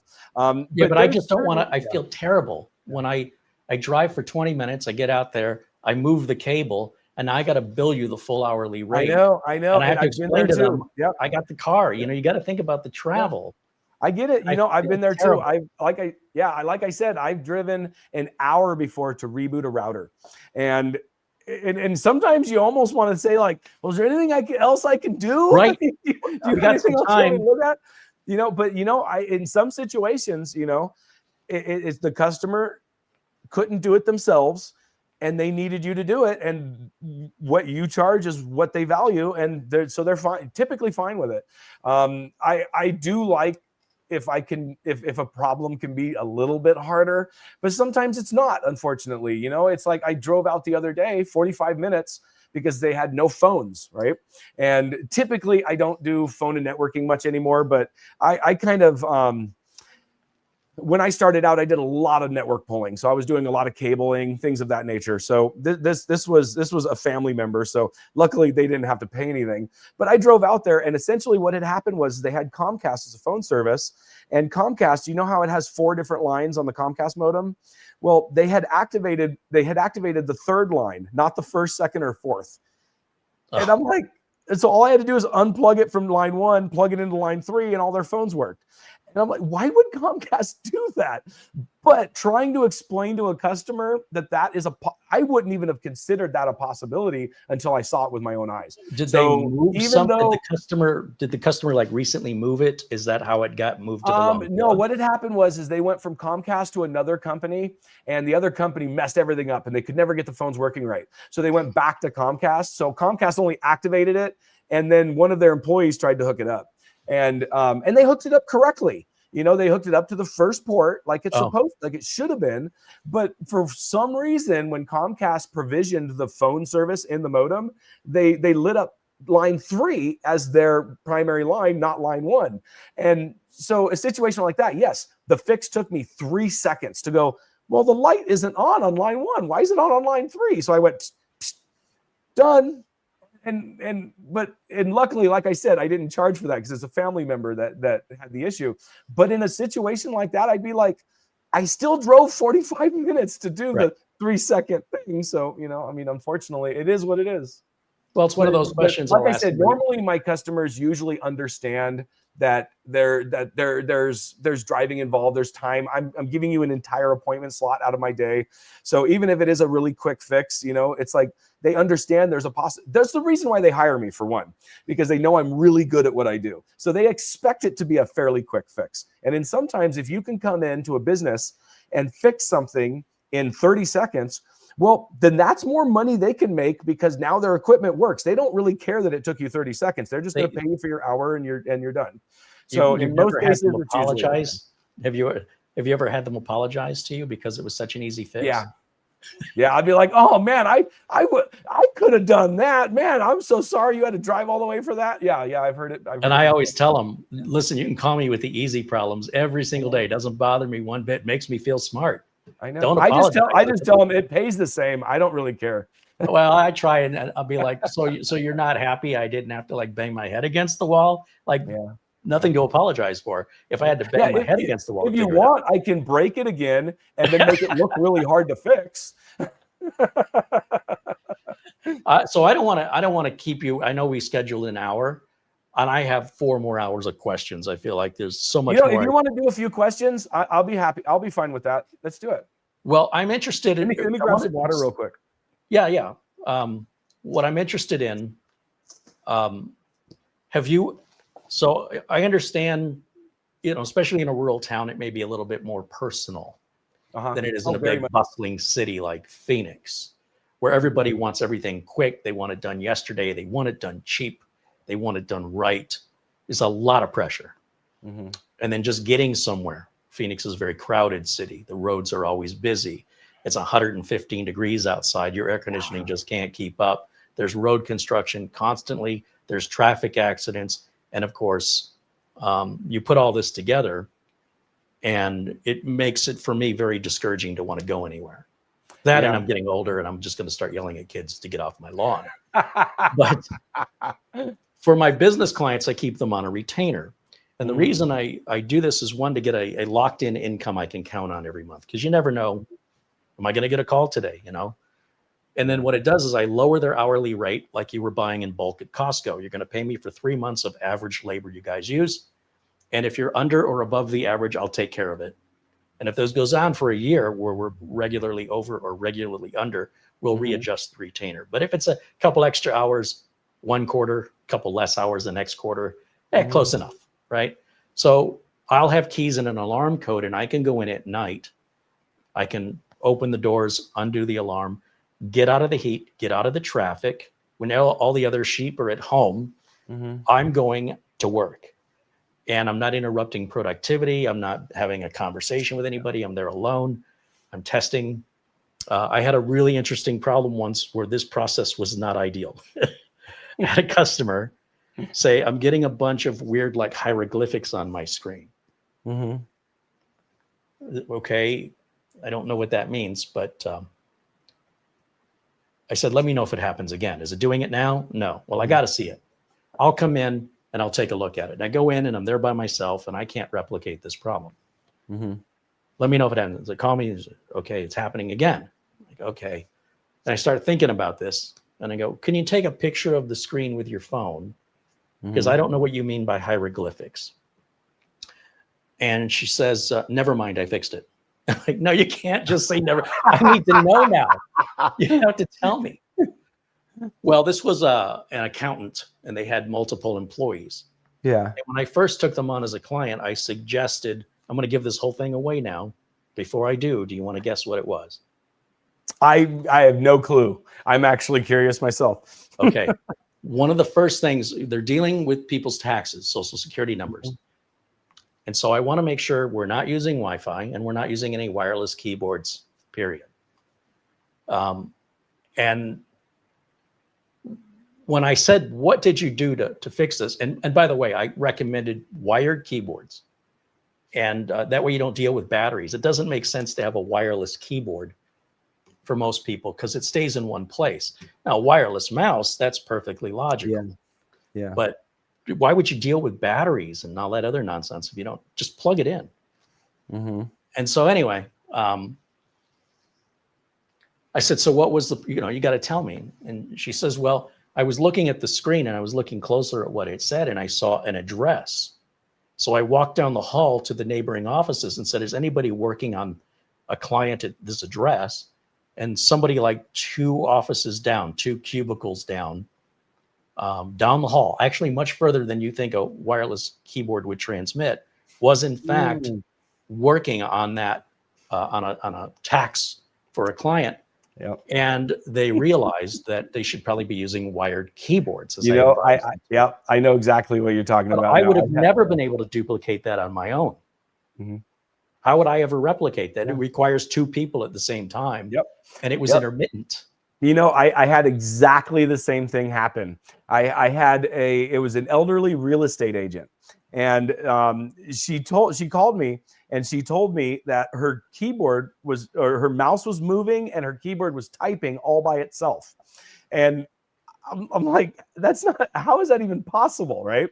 So I went out there to look at it, and luckily it did happen while I was there. And it turned out what had happened is that the neighboring business, the business next door to this real estate agency, right against the wall where this lady was sitting, they had a keyboard that was using the exact same frequency as hers. So whenever she would use her keyboard and mouse, it was moving, like the same thing was happening to them. They couldn't figure it out either, because it's like apparently the input and outputs for the keyboards were operating both computers at the same time on both keyboards and mice. It was hilarious. And essentially what we did is I got her a new keyboard and mouse, and luckily that had a different frequency, so we didn't have to worry about it anymore. But that was funny because it's just the lady, like I said, the lady was an elderly real estate agent. So she didn't grow up with computers in the first place. And now her computer was operating without her doing anything. She was freaked out about it. It was funny. We call them digital immigrants. Yeah. Right. We grew up with it. Yep. And they're having to learn it. And then, anybody who's embracing it that didn't grow up with it, I'm like, I've met a few people in their 80s that know more about their computers and Windows than I do. And I just admire that. I respect it so much, because so often the attitude is, I'm too old for this, but I know exactly what you're talking about. And if if everybody was technically literate, let's just say, we wouldn't have a job. So it's in no way a downside for me. And that's what I say. I've had customers that are like, "Oh, I'm so sorry, I couldn't figure this out." I'm like, "Why?" It's like, if it's the whole reason I'm employed is because my customers don't know how to fix it themselves. If they did, they wouldn't hire me. So yeah, it's win-win. Well, it's like I suppose like a mechanic doing something where you're like, oh, the dome light won't turn off, and the mechanic just pushes the button and goes, is that the problem? And they're like, oh, sorry. Yeah. But at the same time, it could be a very technical problem. And the fact they don't know it either way is why the mechanic gets paid. It doesn't always have to be a brain buster. But I want to get back to the whole remote access for a second, because I'm curious. What I like to do here is I have this bench that I work on, and we're in a 2-story place, and I like to go upstairs. I don't want to stand here and reinstall Windows and wait for it and download the updates and wait for it and keep going up and down the stairs to check on the progress. And I don't have any room to do it upstairs. And then there's drivers to put in, and there's software to configure, and then there's the Windows customizations that I do for my clients. And I don't want to have to keep going down the stairs, walking around to this table to do it. And so I found these. Now, I don't know if you've ever seen these before, but these are IP KVMs. Oh, yeah. Okay. And what I love about them, this is the same thing, basically. This is a light version. It's just a project board. And this one's got like a 3D printed case and a screen on it that will show you the IP address. And all you do is you plug. So here's how I use it. I plug the USB cable into the computer I want to control. I plug the HDMI into the computer I want to control. So now the video output, this replaces the monitor. All right. So there's no video loop out here. And I have to plug the computer into the network. And I have to plug this little computer into the network. I open my browser on any computer on my local area network. I type in the IP address on the screen, and I have full access even into the BIOS, as if I were sitting in front of the computer, but I'm upstairs doing it. I don't have to keep coming down the stairs, right? And this even has like 21 gigs of free space that I can use to boot images from if I want to, although it's USB 2, it's pretty slow. All my utilities I put on there, it shows up as a flash drive. This one's similar. This one I think is upgrade. No, these are both the same. And these are like all the rage right now. And you can configure these if you want access over the internet. These use Tailscale, but Jet KVM and Comet KVM have their own cloud service. And you can just, from anywhere in the world, you log in with a secure name and password, and you've got a name and password on this, and you tie the two accounts together, and then there's no software to install. That's the thing I love. So if I'm working on a client's computer and I'm going to log into it remotely, I need to be in Windows for that remote to work with most remote software. And then I'm going to leave junk behind, right? This is clean. This is just... It is. Yeah, that's nice. If you've never tried one, I don't want to sound like Ron Popeil, but wait, there's more. They do there's more. They do have them where they're wireless now and have video loop out on the second generation, which are being released now. And I don't know how I ever lived without this. And I'm probably you said this one here is a project board. Is that one you built yourself? Or did you buy it already put together? This one's already put together. Let me see if I can go bigger screen here. And I'll walk these up to the camera so you can get a closer look. There's no subscription. You buy it once. This one, I got my cables all tangled. So this one's called a nano KVM. And there is a board that you can attach to plug right onto a motherboard of like a tower computer, where you can physically turn it on or reset it with these buttons, or even using the interface in the browser, you can physically, by connecting to this and then this connecting to an ATX board that fits onto your motherboard's control, your power switch, your reset switch, your hard drive LED. Okay, so this has an output, this other USB port that goes to an ATX board. So you can control it here, but you can also control it through the web interface. You can turn the computer off and on because it's effectively pushing the buttons for you remotely. Interesting. If you want to. And of course, that doesn't help you on a laptop, but I'm just saying, this is the same thing. If you open this up, what it's got inside of this, if I can hold it steady, this is inside of it. Okay, but this also has a screen. So then the question is, well, now that I've added this to the network, how am I going to find it without knowing the IP address? Now, you're a tech guy. I'm sure you know how to use an IP scanning tool, but one of our members in our chat room created a script to locate this for us. Yeah, I mean, if you're going to make it permanent, then I would just give it a reservation, and then it would just have the same IP every time. You could, or you can give it an MDNS name. So I just call it nano KVM, and if I type in nanokvm.local, it'll find. But you first have to get into it to configure it. So anyway, so what you get for like $40 is you get this board, and then you have to provide your own cables. You have to buy a micro SD card. You have to download the image and burn the image following their instructions.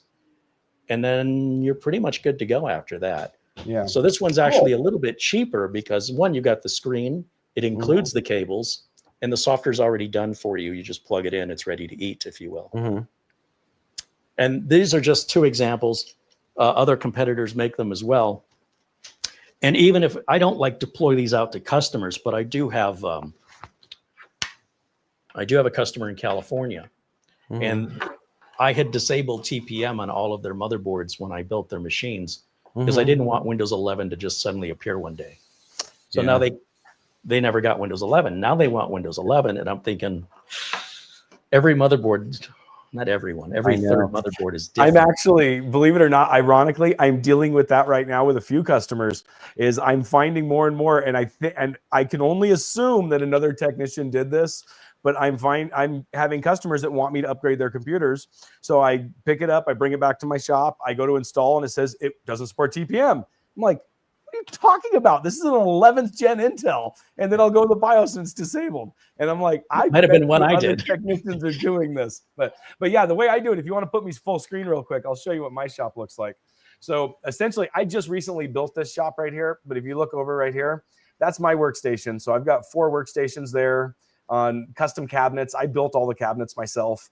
And this entire room that I'm in right now, depending on how long you've been watching me, or how long people have been watching me, I started out in my garage, and then I went from my garage to my dining room, and then from my dining room to a spare bedroom in my house. And then recently, only probably the last 6 months, I've been using this room here because we essentially built this addition just for both my businesses. So we could actually consolidate them all into one room, because for the longest time I was moving to different parts of the house. I like go work on customers' computers in the garage, go into the spare bedroom so I could film videos, and it was a hassle. So what I did is I took everything and consolidated it. Like right behind me, you can see my computer right there. That's the computer I use most of the time.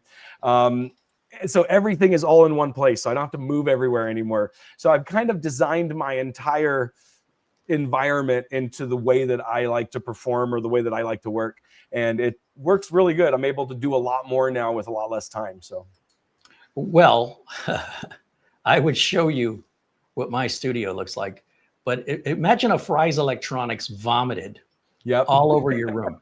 I've got about 40 desktops and numerous parts, power supplies, heat sinks, NVMe drives, RAM, and I don't have a house big enough to hold it all. So my goal is try and get rid of some of this. Totally. I've got like right there on the ground. That's nothing. That's 4 computers that I got to build for a customer that I've got to get on soon. That's nothing. See, my thing was I was building these computers, and people would say, would you build one for me? And I never thought of building them for people. I was building them for local clients, and I'd say, well, I'm getting paid to build it anyway. I might as well make a video. And at this time, especially in 2009, 2010, I didn't like any of the instructional videos. I'm somebody, I really got to get my hands on something to understand it. I used to work on my own car in the 1980s because I couldn't afford anybody else to do it, but I didn't know anything about cars. So I get one of those Haynes or Chilton car manuals, and I'll never, ever forget the instructions, because it really kind of left me with PTSD about how to write instructions. And I can't tell you what I was changing, but I'll never forget the instructions. The instruction said, remove the left nut torque converter bolt from the bell housing. What side of the car is the left side? Is that the passenger side or the driver's side? Like if I'm looking at it from behind, it's the driver's side. If I'm looking at it from the front, it's a bit like I'm thinking this, way overthinking this. What does a torque converter bolt look like, and what is a bell housing? And then I thought, you know what I'm going to do? I'm going to read the installation instructions and do them backwards. So My first thought was, why is there a torque converter bolt bolted into the bell housing? Well, the torque converter's behind the bell housing. There'll be an open. I know. All right. So anyway, so I thinking I'll just do the installation instructions in reverse. Maybe that'll make more sense. Flip the page. It says there's one step. Installation is opposite of removal. That's how they. So I said, if I ever write a how-to book, I want to be very clear. You click here, you see this. You click there, you see that. And that's the way I like to convey information. Someone asked me once, what's the difference between, well, let me ask you, what's the difference between firewall and antivirus? I mean, if I have one, why do I need the other? How would you explain that to a non-technical user?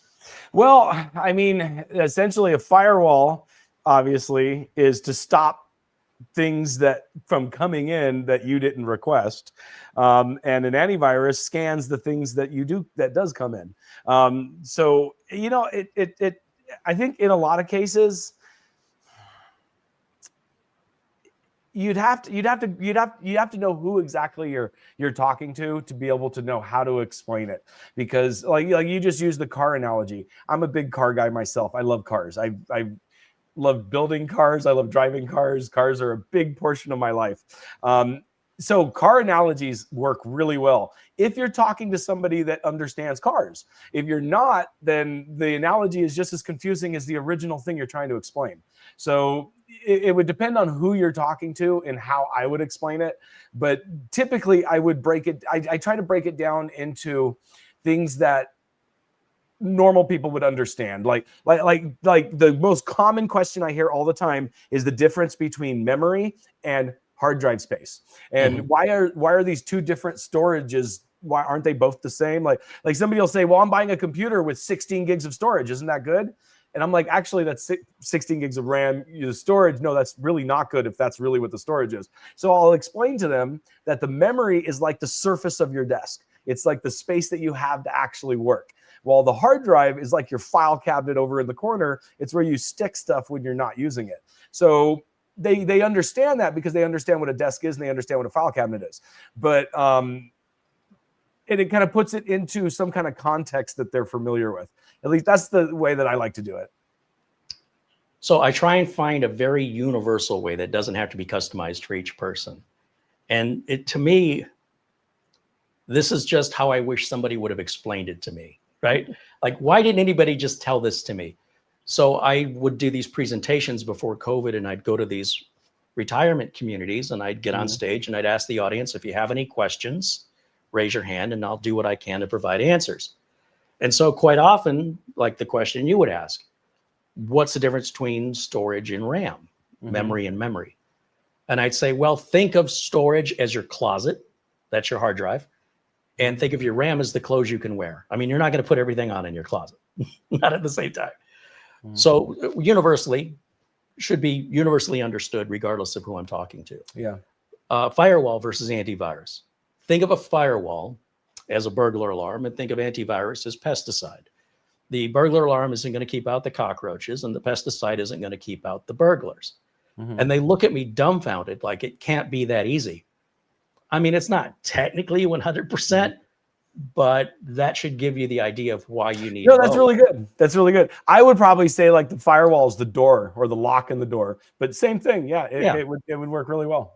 Yeah. Well, good. I'm glad you agree. I always like to get other people's opinions. Sometimes I oversimplify, and in oversimplifying, sometimes people go, well, that's not technically accurate. I go, well, I'm not trying to train them to be a technician. You know, I just want them to get the gist of it. Sometimes people get put off by computer acronyms. They're immediately intimidated. And I'll go through a whole thing going, you use acronyms every day of your life and you don't even realize you're doing it. Yeah. And I get that too. Yeah. You know, to the ATM and enter my PIN so I can go rent a VHS to play in my VCR and watch on my TV. Like we use this stuff all the time. And I ask people, do you even know what VHS means? Do you? Let's see, video. I actually do, but I can't remember. But yeah, it doesn't, you understood what I said. I've known it before, but it's been so long since I've used it, I can't remember what it means anymore. How about Twain? You ever install a Twain driver for a scanner? A scan? Oh yeah, obviously all the time. Yeah, but at the same time, I've never known what it means. And that's what I'm trying to tell the audience. You don't have to know what it means to know what it means. To know what it is. Yeah. So exactly. Just for fun, I'll say, just so you know, technology without an interesting name is Twain. They go, no. Is that's not really. That's real. Is it real? There's a lot of tongue in cheek in the developers. There always has been this cheekiness. And video home system is VHS, but you don't know why you wouldn't call it the home video system but it was made in Japan. Maybe they got the words in the wrong order. I don't know. But, GNU is not Unix, which means it stands for itself. If the G in GNU stands for GNU, it's recursive, or wine is not an emulator. There's a lot of comedy. Like if you go back to the first, when search engines before the web, you'd use something called a gopher. Mm-hmm. Why was it called a gopher? Because it was invented at, I think, the University of Minnesota, and their mascot was a gopher, and it would go for the data, right? And then that got upgraded to search archives with Archie. You see how they got to Archie from the word archive. And then someone improved that and called it Veronica, and someone improved it and called it Jughead. And here's the thing, these all stand for something. Like Veronica is a very easy rodent-oriented, because they didn't have a G for gopher, rodent-oriented something. Jughead is Jonesy's Universal Gopher Hierarchy, Excavation, and Display. Yeah. So what I'm trying to do is add a little levity, that if you feel intimidated by the technology, it's a barrier to learning. And once you realize how silly this stuff is, suddenly now you realize, oh, you can absolutely learn this. And all that terminology is really, a lot of it's tongue in cheek. Yeah. Like we have a page file, a swap file, and virtual memory. Can you tell me the difference between those three? Again, a page file, swap file, and virtual memory. Well, aren't they all the same thing, basically? Yeah. But we got three different names, and you can understand how that might confuse somebody. Yeah. Oh yeah. Oh yeah. Whenever I'm talking to somebody and I'm like, either like I'll get a lot of people now to where they want a notebook. Well, I don't build notebooks. I build desktops. So I'll build them a computer. But if they want a notebook, typically I'll just tell them what specs to get, and they'll buy it, and then I'll set it up for them. But typically whenever I'm reciting specs to a customer and I start getting into acronyms, you can see their face go blank. And you know that you're like, and I'll just go like, but you know absolutely nothing what I'm talking about. So let me try to, and then so I'll try to break it down to a way to make it a little bit more, way to they can understand it a little bit more. Or I just tell them, take a picture of the tag and text me, and I'll tell you if that one's the one to buy. Well, when it comes to Wi-Fi, is there a particular router you prefer or you recommend, just out of curiosity? It depends. I just recently actually started using, oh man, what is it? Put me on the spot. I can't remember the name of it now. TP-Link? What's that? TP-Link? TP-Link, exactly, yeah. Because for years I thought TP-Link were generic, and I wouldn't use them because they were just some generic router. I didn't want to use a generic router, so I would use something either Linksys or Netgear, which ironically Linksys owns Netgear now. So, or is it the other way around? Yeah, Netgear owns Linksys now, so it doesn't really matter either way. But I had a buddy of mine that does a lot of cabling also. In fact, he's the one that I recommend for cabling now, because I don't really do it much anymore. I don't want to crawl around in basements and attics no more. And he uses TP-Link religiously. So I asked him about it, and he says, yeah, these things are great. I love them, and they're like half the price of everything else. So I started using them, and now I love them. So yeah, I use TP-Link most of the time now. They're really cheap. They're less than any of the other brands, and I can't remember the last one I had to change because something went wrong. They work really well. How important do you think the updates are to routers, and is this something you regularly check if you're at a customer's location, since they're probably not checking, or do you not? I know that there is a certain security aspect to it, but like I said, most of my customers are residential customers. They don't have a lot of security requirements. They're not being targeted or anything like that. And most of the time, I kind of, if it's not broken, don't fix it. If I'm having a specific problem that an update might fix, then I might look into updating a router. But typically, when I'm working on a problem, or when I'm at a customer's house working on something, it's a targeted thing. It's like, my printer won't work, this doesn't work, this doesn't work. It's not like one of those things like just fix everything you can find that's wrong. Half the time, I don't even know where their router's at. So I usually don't even pay attention to it. Now, if I'm working on a router and there's something that I'm having an issue with, then a lot of times I will look for an update to see if the update fixes the issue that I'm having. I have one customer that they got sick and tired of the internet going down. It was a law office, and they wanted 100% uptime all the time with no excuses. So essentially what we did was we put and this was a TP-Link device actually, but it's a load balancing router that can also be used to distribute network or to have a fallback network. So you essentially can hook up 2 internet connections to it, and it would operate like a fallback. So if one went down, it would fall back to the other one. So it's almost seamless. It's like if internet went down, the people working at the office don't even realize that it went down because it just flipped from Comcast to AT&T. And when Comcast comes back up, it flips back to Comcast. And they had no idea anything ever even happened. The only downside to it is in certain cases, remote access has a problem. If somebody happens to be remoted into another computer, they'll get booted and they'll have to remote in again. Aside from that, though, it worked perfect. But recently, or not recently, but a while ago, I had a problem to where it was essentially going into like a fallback loop when it lost its secondary internet, which was stupid because if the secondary internet goes out, just remain doing what you're doing, right? But for some reason, this specific TP-Link didn't. And when it lost its secondary internet, it would flip to the secondary, back to the positive, back to secondary, and it would go back and forth, and they would end up losing their internet. And so when I looked at it, it was a bug, and it was something that I had to actually go through and update the firmware for. But so situations like that, I will go through firmware updates. But unfortunately, in certain cases, if everything's working the way that it's supposed to be working, I usually don't touch it. So you're not going to update BIOSes just to be on the safe side. You're not going to update the router, delete temp files. Speaking of that, I got this right here. This motherboard right here. This system right here. This is an A320. It's an AMD Ryzen 20. It's a Ryzen 3 2200G. So it's the one with the APU in it. So it has onboard graphics. Yeah. Obviously, everybody. I don't know if everybody's familiar, but the 2200G is not supported in Windows 11 because technically it's first generation Ryzen. It's just they called it 2200 because you remember the APUs came out the next generation after the regular chips came out, but the APUs actually used the old generation CPU itself. So this one isn't supported in Windows 11. So it's an older system that I built the customer a long time ago, and they wanted to upgrade to Windows 11. Well, we had to upgrade this to a Ryzen 3 3300G that is supported in Windows 11, but this one didn't support that in the BIOS, so I had to flash the BIOS in order to get it to support the new CPU. So I did, and for some reason, I have no idea why. In fact, if you look on my Twitter account, I ranted about it on my Twitter account. The computer just rebooted right in the middle of flashing the BIOS. There was no power problem. I have a battery. Like if you look at my workbench here, if you look really close right there, do you see? I don't know if you can make it out, but you see the red plugs and the white plugs.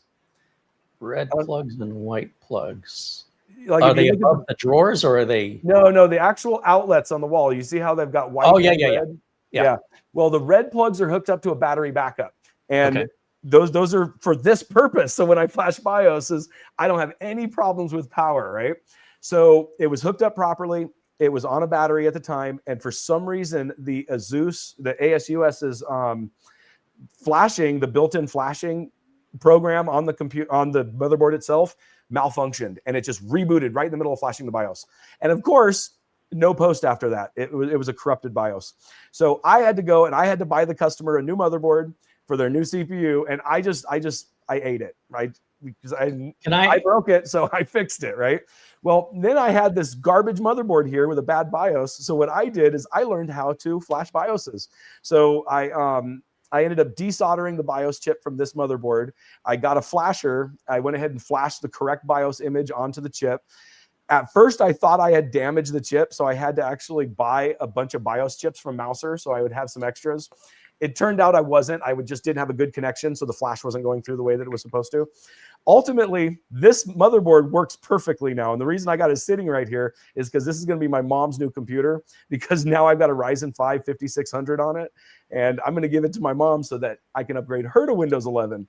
But it kind of goes to show, it's one of those situations to where I had garbage e-waste sitting around, and I decided, yeah, you know what? I'm going to learn how to fix BIOSes, so that's what I did.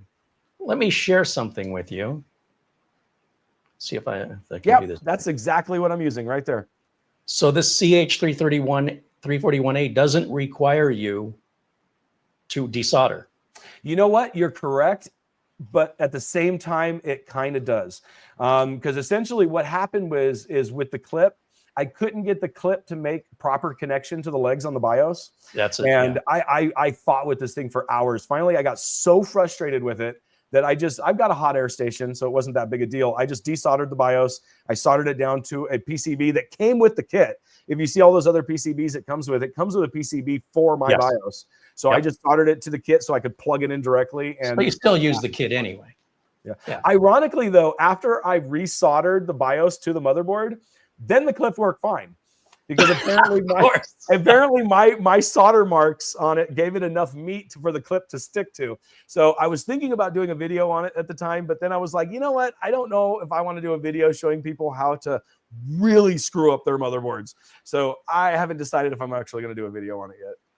I had a viewer that works on BIOSes, Jamie in Scotland, and I didn't even know this was a thing. And I've got a mini PC I wanted to try it on, but you got to get another little adapter because the BIOS chips are so teeny tiny. And I have yet to have a motherboard with a failed BIOS because I want to use it. And, you know, Murphy's Law, everything works. I'm ready when it happens. Like, I really want to experience it. But I'm not going to solder. Yeah. My soldering days are behind me.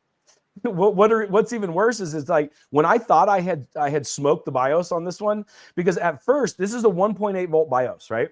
So when I first hooked up the flash to it, this is another reason why AI might not be the best thing for society right now, because I was using Grok to give me all of the stats on the BIOS so I can know what the voltage is, what the different lines went to and things of that nature. So I know which were the data lines, which were the grounds, all of that stuff, right?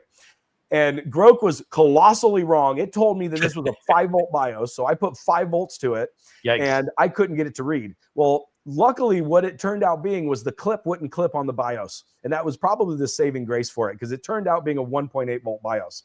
But after everything was said and done, I thought I had smoked it by running 5 volts through a 1.8 BIOS. So I went through all of my old e-waste, and I couldn't find a single old motherboard that had a solder on BIOS. They were all socketed.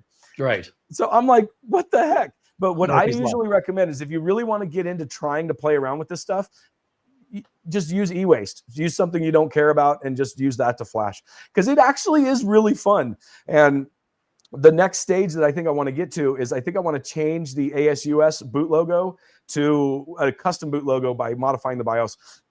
A while back I did a video on showing how to do that through software.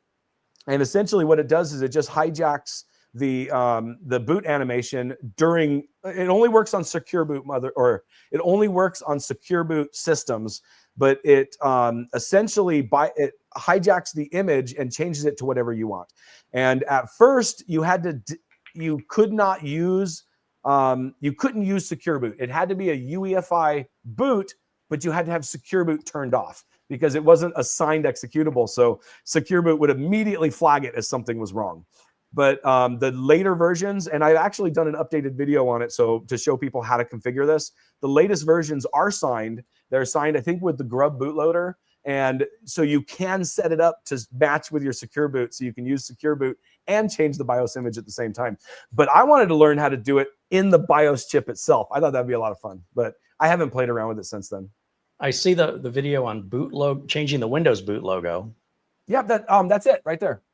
That is it. Well, yeah, the one where it says boring was the original one that I did. That was the one that you still could boring. not sign it. But the second one, the one that's still boring, that's the one to do it. Yeah, it's a fun little project. It works really well. But changing the boot logo for Windows is different from changing the BIOS boot logo, right? Well, yes, but what happens is with most systems, the BIOS bootloader is what becomes the Windows bootloader as it boots. So if you change the image in the BIOS, it will automatically change Windows. Like if you have an ASUS motherboard and you boot it up, you don't actually see the Windows square. You see the ASUS logo throughout the entire Windows boot.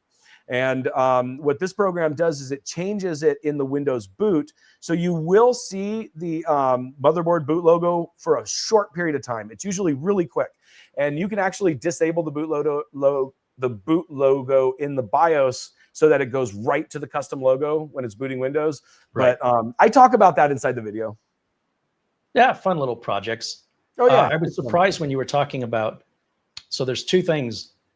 If you're in a rural area and you're looking for a failover internet, I really thought you were going to talk about Starlink. Is there not much Starlink being used there? It's starting to become more prominent. I'm seeing more and more people use Starlink recently. I haven't played around with it a lot. I know it's fast. When it comes to satellite internet, it's actually quite impressive. But most people out here, I live in a rural community, but it's a rural community in California, and we have, I would say 85% is broadband, AT&T or Comcast. Comcast is actually really, really common out here, and where Comcast doesn't work, AT&T usually has their fiber ran out here. But there are some places that are so far away from civilization that they do have to use alternatives. And normally what people do is wireless internet. There's a lot of wireless internet providers out here, but Starlink is becoming a little bit more common. I even have a couple customers that are on traditional satellite, but I try as much as possible to get them off. I had an elderly lady recently that I went and helped, and she's in an area that has AT&T DSL, or fiber rather, and she's using Dish Network. And I'm like, no, you don't want that. And she's like, well, I'm on contract. And I'm like, it's worth breaking the contract, trust me. But it's very slow. Yeah, it's very, very slow. Very laggy. Yeah. But she's happy with it. So she's like, she has no problem with her internet speed. So I'm like, okay. I still, as of about 2 years ago, I still had one or two folks that were using Juno dial-up. Really? Yeah. Still. No, I haven't seen dial-up in years. Most people. And I say to the customer, I go, why are you still using dial-up? And they say to me, well, I don't do much on the internet. And I say, I think you're right. You don't much on the internet because you have Juno. Yeah. Yeah. Oh, wow. Yeah. No, I haven't messed with dial-up in a really, really long time. It's funny. We just got into a conversation about that the other day. We were telling my daughters about dial-up, about how you had to wait for the pictures to load, and it was line by line. Yep. And my daughter could not even understand the concept of that. She's like, it confused her so much that she was just like, how did you live? When my nephew was younger, he insisted he wanted his mom to rewind the live radio in the car. And she had to explain to him, we can't do that. What do you mean you can't do that? Just rewind it. What's the big deal? Oh, yeah. Like live radio. Yeah. Oh, yeah. Yeah. People today don't understand the concept of having to be home at a specific time to watch your favorite TV show. Because if you missed it, TV. You had to wait for the VHS tapes to come out. Yeah, but here's the thing. But this brought the community together. Yeah. If there was a big show like Roots, or for me, V, the miniseries V, I don't know how old you are, but I'm guessing I'm a bit older than you. These were the water cooler talk. This is what everybody talked about. Oh, yeah. And if you missed an episode, you didn't know if they were ever going to rerun it or when. Shogun was another big one. And it brought communities together, but now everybody's got their own little pockets. Yeah. And now I see, like, what's happening to me is I'm seeing guests on Saturday Night Live. I've never heard of them, and they're famous. I'm seeing musicians, and I don't know their music, and they're apparently everybody knows who they are but me, is what it feels like. And I'm like, what's happening? This is not cool. Yeah. But the good side and the downside, I suppose, of the internet is you can find all these little niches that, especially with music. When I was growing up, going to a concert in the 80s, they were arenas filled up. Yeah. And now you can have a band that sells out a much smaller place, but they're traveling around the US, they're making a living, and they have a following, and it's enough. That band Foster the People started on the internet and then got into traditional radio play. Yeah. So in one way, it's awesome, because now you don't have a gatekeeper preventing you from writing a book. Exactly. Making a video, or starting a band, and you can distribute your music very easily without having some radio or music producer saying, well, you're not what we're looking for, kid, or it's never going to sell. I mean, how many times has that been the story that's been completely wrong? Oh, yeah. And we're to the point now to where, like going back to what we were originally talking about with YouTube, we're at a point now to where independent creators can be just as popular as regular TV stars. I was blown away a month or so ago when I saw Linus Sebastian on a late night. I can't remember which late night show, but I was like, he's on regular TV. That's just weird. But it's like we're to the point now to where it's like, who doesn't know who Mr. Beast is? He's never had a TV show. It's always been YouTube. And it's just, it blows my mind. That but at the same time, where independent people can be famous. But they can be internet famous. Like, yeah, but the internet fame falls into reality. You know, it falls into regular, you know, it's just like people just know now. I've had people walk up to me in public and it blows my mind. I'm like, how do you handle that, by the way? It doesn't register. I'm like, really? You know who I am? I had a guy come up to me in a grocery store and he was shaking. He was so excited, like nervous. Really? Like, yeah. Really? Yeah. Relax. Oh yeah, because it's like, you know, it's this last week with seeing my name in newspapers and stuff like that. I don't think of myself as anything but just a regular dude, and to think you don't really you get separated from it for the most part. And sometimes when you put it into context, like when I see a video or even a monthly view count of over 1 million views, and it dawns on me, I have 1 million people watching me. That's insane. Imagine the size of an auditorium or arena you could fill. Yeah. It puts it in a different perspective, right? It does. It does. It does. But it took me a while before I realized I was practically full-time, and I hadn't realized yet that I'm a YouTuber. I'm like, yeah, I guess I am. There's on the news, I think a couple months ago in Los Angeles, they were outside, you know, Hollywood Boulevard, and there was just a crowd of people, a helicopter, this guy signing autographs. And the news anchors are like, who's there? What's the big deal? And he goes, well, there's a content creator from another country, and he's traveling the world right now, and he's world known, and his name is iShowSpeed. And they're like, who? And I'm watching it going, who? And all these people are clamoring all over this guy. He's waving and who? And yet, oh yeah, he's going to all these countries around the world and he's getting this everywhere he goes. Who? Oh, I know. And on the flip side, I just read this morning that they finally gave Robert Englund a star on the Hollywood Walk of Fame. You know, Freddy Krueger? I'm like, he didn't already have one?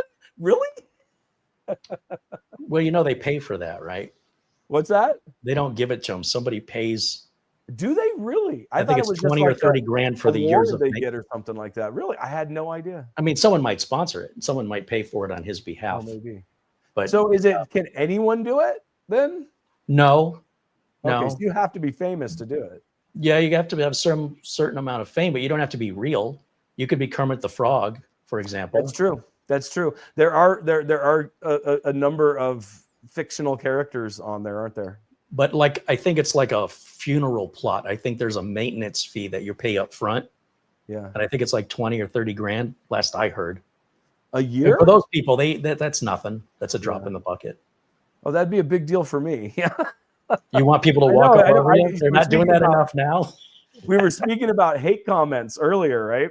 And it's like, I had some guy accuse me of being well, you're just some millionaire YouTuber. Yes, and I'm like, are you kidding me? I also like to remind them I'm 10 feet tall. I weigh 4,000 pounds. Yeah. And I guess if you just say things now, it just happens. So what I'm saying is I'm a millionaire. I'm a millionaire. I check my account. It's not working. It just hasn't came to me yet, I guess. I don't know what I'm doing wrong. I keep saying it. Yeah. Yeah, well, I'm glad that's not just me. I've seen this shift in society where I don't know if it's gaslighting. I don't know what it is, but it seems like some kind of delusion. And what I always ask people to do is before you come to any accusations or any conclusions, maybe just ask me to verify you've got all the information right. Otherwise, I'll just agree with you. Yes, I'm 10 feet tall and I am 4,000 pounds because that's easier to agree with them than to try and, what's the expression? Trying to be reasonable with an unreasonable person is an unreasonable thing to try to attempt. It is. And it's like, it's what is the saying? You know, it's like, consider the source, right? Yes, exactly. It's like sometimes just, you know, do you really feel bad that this person is mad at you or doesn't like you? Yeah. Well, first I have to know who you are. All right. So if somebody says, Carey, you don't know how to make a YouTube video, who are you? Is that how you introduce yourself? You make a lot of friends that way. But if you reach out to me and you say, hey, I got a better tip for you to make a video. Oh, well, that changes things. Right now, I'm hearing from a peer. I'm hearing from somebody I respect. But if I'm hearing from somebody with an anonymous, rando anonymous handle, they won't expose who they are. If it's Mr. Beast under a handle and he's telling me how to make videos, I'm going to tell him to kick rocks. But if it's Mr. Beast and I know it's Mr. Beast, I'm going to say, thank you. Thank you for the information. I appreciate it. Because of the source. That's exactly what I keep trying to. I heard he does that too. I hear that he'll contact content creators in private and say, hey, you should try doing this and this and this, and he'll actually get under, like, he'll bring them under his wing. He'll never say who he's doing it to or why he's doing it, or he'll never give anyone, because he doesn't want people to think that it was because of him that the things got better for the specific creator. But yeah, he'll see creators and he'll go through and he'll help them to improve their views and watch time and stuff like that. So sometimes that rando on YouTube, maybe it is Mr. Beast. Who knows? Yeah, and I might be kicking him to the curb because he's not exposing who he is. Right?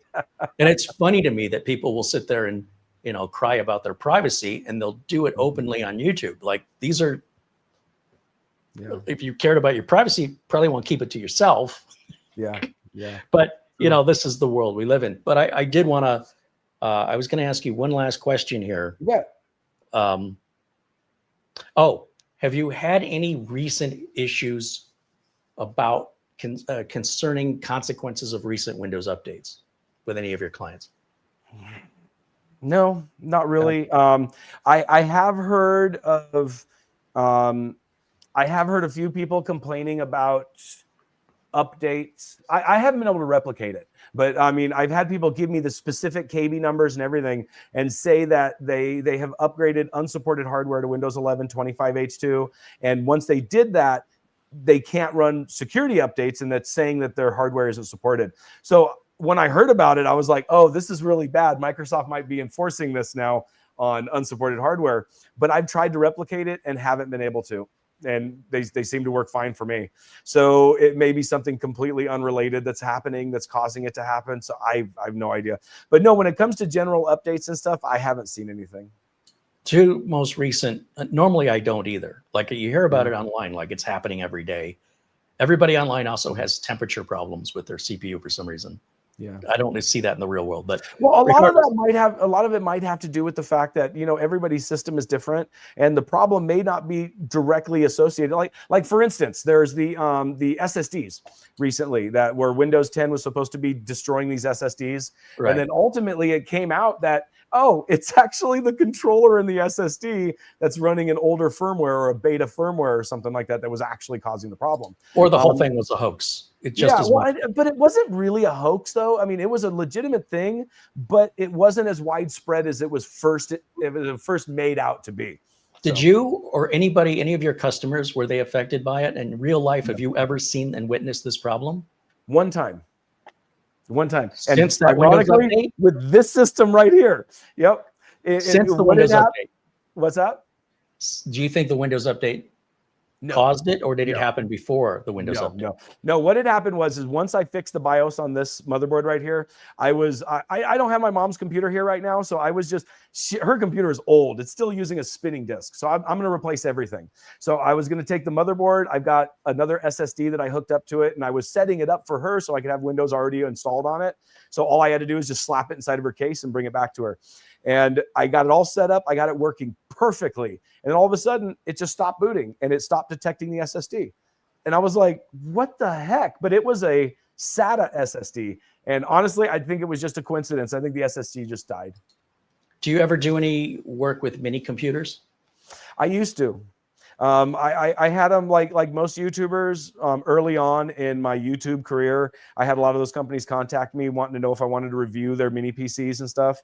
So I reviewed several of them until the big, you remember the malware gate where all those mini PCs had malware on them from the factory? Magic. What was that? Ace Magic, I think, was exactly. Yeah. But honestly, those companies are all kind of intertwined with each other. So you'll have a lot of companies with different names that might actually be the same. Well, you got the manufacturer and you have the trader. That's what they call them, the traders. And so, the reason I'm asking you, because I'm wincing when you're telling me what you're going to give your mother. And I know she may not, you may say, well, she doesn't use that much. Yeah. I have a ton of these mini PCs over here that are far more modern, far faster, don't use mechanical drives. Well, this one's a Ryzen 5 5600 now. Oh, I'm sorry. What? No, I'm telling you, I've got some machines here. I'd be happy to send you one or two. Whatever you want. I've got several mini PCs now. That's cool. I don't need any mini PCs at the moment, but honestly, I stopped reviewing them because of the malware issues, and it wasn't purely because of that, because ultimately I could easily just say, you know what, if you buy one of these, it's probably a good idea just to wipe it from the factory. And that was my recommendation back when that thing all happened, because I had, when the whole thing broke, when everybody was finding the malware on these things, I had one that was ready for review. And I was getting ready. I hadn't had a chance to pick it up and touch it yet. So the first thing I did was I looked at it, and sure enough, mine had malware on it. And I was like, oh my God, you got to be kidding me. And so the video, instead of being a review on the computer, ended up being a story about the malware. And I showed him what it was, and I kind of went through the whole process. And my recommendation wasn't necessarily not to buy them, because it was a great computer. The computer was really good. But my recommendation is not to leave the factory installed OS on it, was to wipe it. And honestly, it wasn't necessarily the manufacturers or the distributors or whoever did it. It wasn't entirely their fault. What they were doing is they were using workarounds for the Microsoft account. And the workarounds for the Microsoft account that they had built into the installer when you turn on the computer, that was what the malware, that was where it contained the malware, or contained the possible malware. I still don't even know for sure what it was. I just know that it flagged. Nothing really gets under my skin more than the way the internet will turn mountains from molehills. Yeah. Like, as far as threats go, there was a search engine modification in the browser. See, I didn't see that. No, that's like, oh no, it's not like gonna steal your bank account information. I'm not saying it should have been there, and I'm not saying it's okay. Yeah. But I'm also not saying the whole thing is a Chinese conspiracy to steal your data. Oh yeah, probably not. Yeah. It was a pretty minor, simple thing to remove or to wipe and reinstall. Yeah. And so people will say to me, oh, is Ace Magic still putting the malware on their machines, a year and a half later? Yeah. And I'm insulted by that. I'm like, well, when you were born, you used to poop in diapers. And there I go bringing it up. I go, well, do you still poop in diapers, or does that question offend you? Yeah, more than like, since then. It's multifaceted too, because a lot of people, when they see channels like mine, they think, oh, it must be nice that you get free stuff. Well, in reality, I really don't. I don't get anywhere near the amount of free stuff that you think. The majority of the stuff that I cover on this site is stuff that I bought myself. But I do get free stuff occasionally. But what a lot of people don't understand is when you get this free stuff, it's like, I guess when you're new, it looks cool because you're like, oh, I'm getting this hardware for nothing. But it's not free if you really consider the fact, the amount of work that has to go into it to review it in the first place. By the time you're done, you're not being paid to do this review, and so it's like the work that you're putting into it ultimately is what you're doing to pay for the device itself. So a lot of times, those mini PC reviews weren't getting very good views anyway. And when the whole malware thing broke out, I was just like, it was kind of like my sign. I was like, I ain't going to do this anymore. And because it's just, I wasn't, it didn't benefit me in the amount of views that the videos themselves were getting, and the bad press because of the malware issues just made it not worth it. Yeah, because then it associates to you. Yeah. Oh, I get it. But I did cover the malware itself, and I did find it, and I showed what it was. I don't remember anymore, but I know that there was certain detections on VirusTotal, and it said what malware it was, and I broke it down and I showed people what it was, what it did, and stuff like that. But so long ago, I don't remember what it was anymore. And if it's not your thing and you don't enjoy it, and then I always wonder with these guys like ETA Prime, and there's a few others, what do they do with this inventory? They've been doing this for so long. Where are all these mini computers going? I've already run out of room. I'm trying to give them away, and people are saying, "No, thanks, I got enough." I'm like, "Geez, I got one in my living room set up. I've got one that I'm going to hook up in my garage. I've got one that just flat out died. And this one kind of irritated me because it was after the review. It went back in the box and it sat in the box for probably a year. And then I needed a mini PC for something, right? So I can't remember what it was that I needed it for, but I grabbed it and I went to turn it on and it doesn't post anymore. It's flat out dead. Want to name names? I don't remember. I think it was along the same line, whatever that brand name was that you had mentioned earlier. Yeah, Ace Magic had Cam Rui. Ace Magic, yeah. It was one of those computers that was non-consequential. It was an 8th generation Intel. It was just new enough to where it would run Windows 11. And it was like when it turned out being dead, I was just like, whatever. I just pulled the memory and the SSD out of it and e-wasted it. So a couple of problems, just real quick here, and we'll wrap it up. That Windows update has caused for me, which never really ever is a problem. I always hear other people talking about Windows updates is always causing problems. I never, myself, my clients, we don't see these problems. And I suspect they're doing other things to their computers. They're downloading start menu to make it look like Windows 10. They're doing things that aren't like regular normal things. And I think they're having consequences months later, and they're not connecting why their machine's having an issue with the update and nobody else's is. But now, because I've said it out loud, there is sort of a universal problem with these Windows updates in that peer-to-peer networking has stopped working. Oh, yeah. I can tell you how to fix it if you want. Oh, I've already figured it out. Okay. It's a registry entry, and I've run into it too, and it's driving me crazy. Well, they disabled fallback guest accounts because on a secure LAN, I don't want everybody to have names and passwords. They enabled SMB authentication in both directions. And it's just a couple PowerShell commands to get rid of it. But then another update breaks cloned machines that share the same SID, and they're not communicating anymore. And, the security ID, for a long time, Microsoft was ignoring it. Now, all of a sudden, they decided to enforce it. And so computers that have been networking just fine, all of a sudden, it's asking for a name and password, or it's not connecting. And you didn't change anything. And then when you look at the SID, 2 computers or more on that network all have the same SID. And changing the SID is used to be a utility in sysinternals, but Russ, what's his name? He stopped, Mark Rusinovich, is that his name?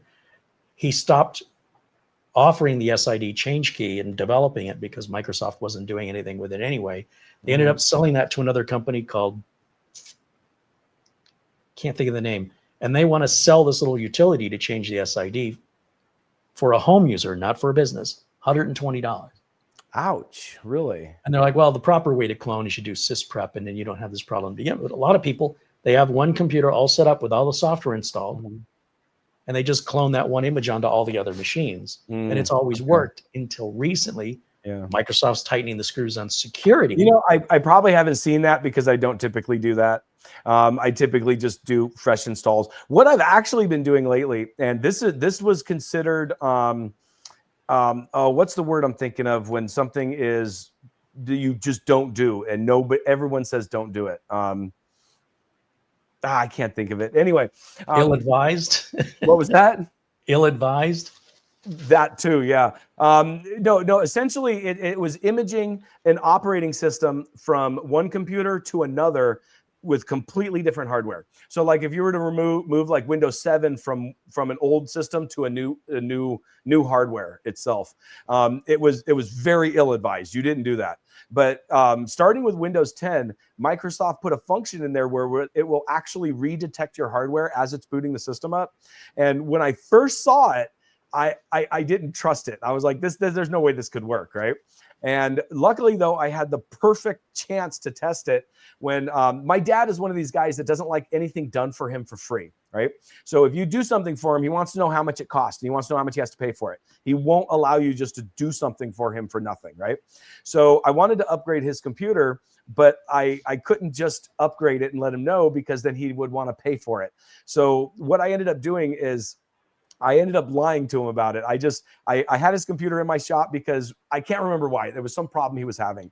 So while it was there, I replaced the motherboard, CPU, memory, SS, everything. All that was left in the end was his old case. But what I did was I had to, in order to sell it, I had to image his operating system to the new SSD. So it looked exactly the same. I mean, icons had to be in the same place, so he didn't know what happened. So I did that and it worked great. And so after I did it for him, I was like, yeah, maybe this would work for customers. So I started kind of in a limited basis with customers that I knew really well, that understood what I was doing, and we were going to test it out. And so far, I've had almost 100% success rate with this. I've had a couple computers have issues, but they were issues that happened at the time of setting them up. So it wasn't issues that happened down the line. This was issues that I was faced with immediately because, like, for instance, the old system was MBR and the new hardware didn't support booting on MBR. So I had to convert it to UEFI first before I did the image, stuff like that.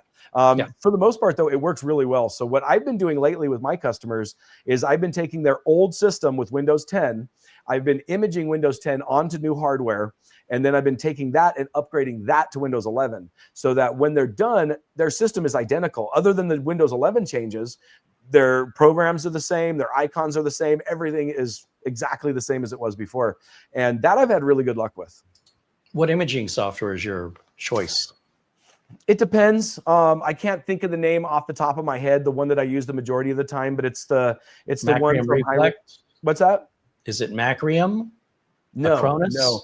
I have used Macrium Reflect before, but it was it's in Hiram's boot CD. Oh, is it Clonezilla? No. Clonezilla, the Clonezilla works really, really good if you have a really stubborn drive or if you have a drive with problems. But the problem with Clonezilla is you can't image like a 1 terabyte drive to a 512 gig drive. You have to image it to a drive that's equal size or bigger. And sometimes I have to image a larger drive down to a smaller drive, so it has to resize during the process. So no, it's typically not that. I can't think of the name of it right now. I recognize the icon when I do it, so I click on it and I click on the icon, and that's usually the way I go. I did a video a while back where I covered doing this whole process, and it's whatever I used in that video. Yeah, Easus is another popular one. They're a great partitioning tool, actually. I love their partitioning tool. I actually had they sponsored a video probably a year or so ago, and they actually gave me a license to, what is it, Partition Magic, or is it Partition Master? Master, that's it. Yeah, exactly. Yeah, they gave me a license for Partition Master because I needed it in order to do the video and do the ad for the video, and it worked really good. Yeah, that's the video right there. The clone a drive for free. Whichever one is the oldest one, I think the 2 years ago one. 1 year ago. Yeah, I think it's the 2-year-old one is the one that I use, the imaging software that I use most of the time. But what they had done... Do you need to replace your hard drive? Whoops. Yeah. But what they had done in this video, what they had done is after I made this video, and I don't know for sure, there it is right there. It's Aomi. Yep, that's the one. Backupper. Yeah. What they had done, and this really ticked me off at the time, but it kind of made me feel good because it made me feel like I was getting more reach than I thought I was getting. But as soon as I released that video got, it didn't go viral or anything, but it did really well, right? But the company did something to essentially paywall the software in Hiram's boot CD. So I had people constantly commenting going, well, now it's making me pay to follow your video. Yeah. So what I ended up doing is I ended up making the second video in order to show how to do it with a different piece of software. But since then, you can use Backupper without a paywall. It just works in Hiram's boot CD. I mean, it is a retail program though, and I think the version in Hiram's boot CD is like the demo version of it. So it might be one of those situations where maybe it's using the same demo key or something. So if a lot of people use it at once, it might want you to register it. I don't know what the process is, but it is a great piece of software though. I use Acronis. I've been a fan of it for I love Acronis. 2008, and they have something called bare metal restore. Mm-hmm. But even I've found that what you're saying is true, where you don't even need to do that. When you go from 10 to 11 or Intel to AMD, AMD to Intel. It just seems to work without any special.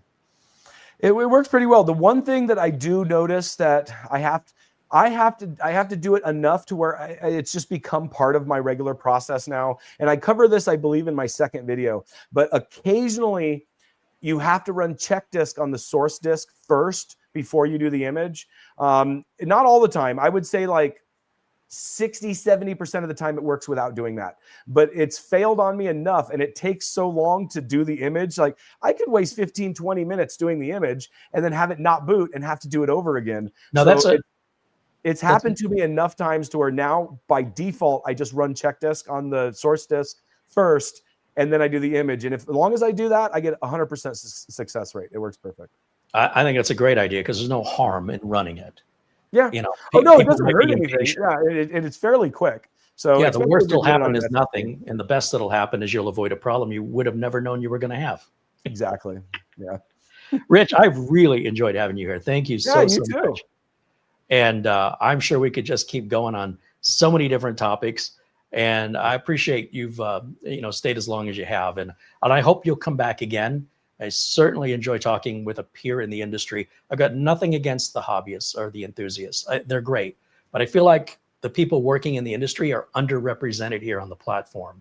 And so I want to call attention to that, because when you're held accountable for the work you do, because you're being paid to do it, at least for me and in my experience, the advice isn't so flippant. Like, just completely reset your computer. I'll just change your thermal paste. Like, no. Oh, it's really easy. For them, it might be. For you, it may not. Maybe there's a better way. I cringe a little bit. Let's just overclock and we can get 15% more performance. No. Yeah.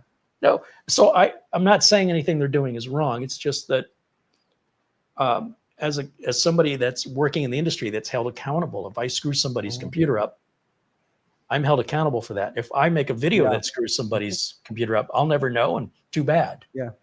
Well, so folks I think a lot of people don't understand that, is because a lot of people will give me a hard time because I'm extremely determined, or I don't believe that once an operating system loses support, you should use it.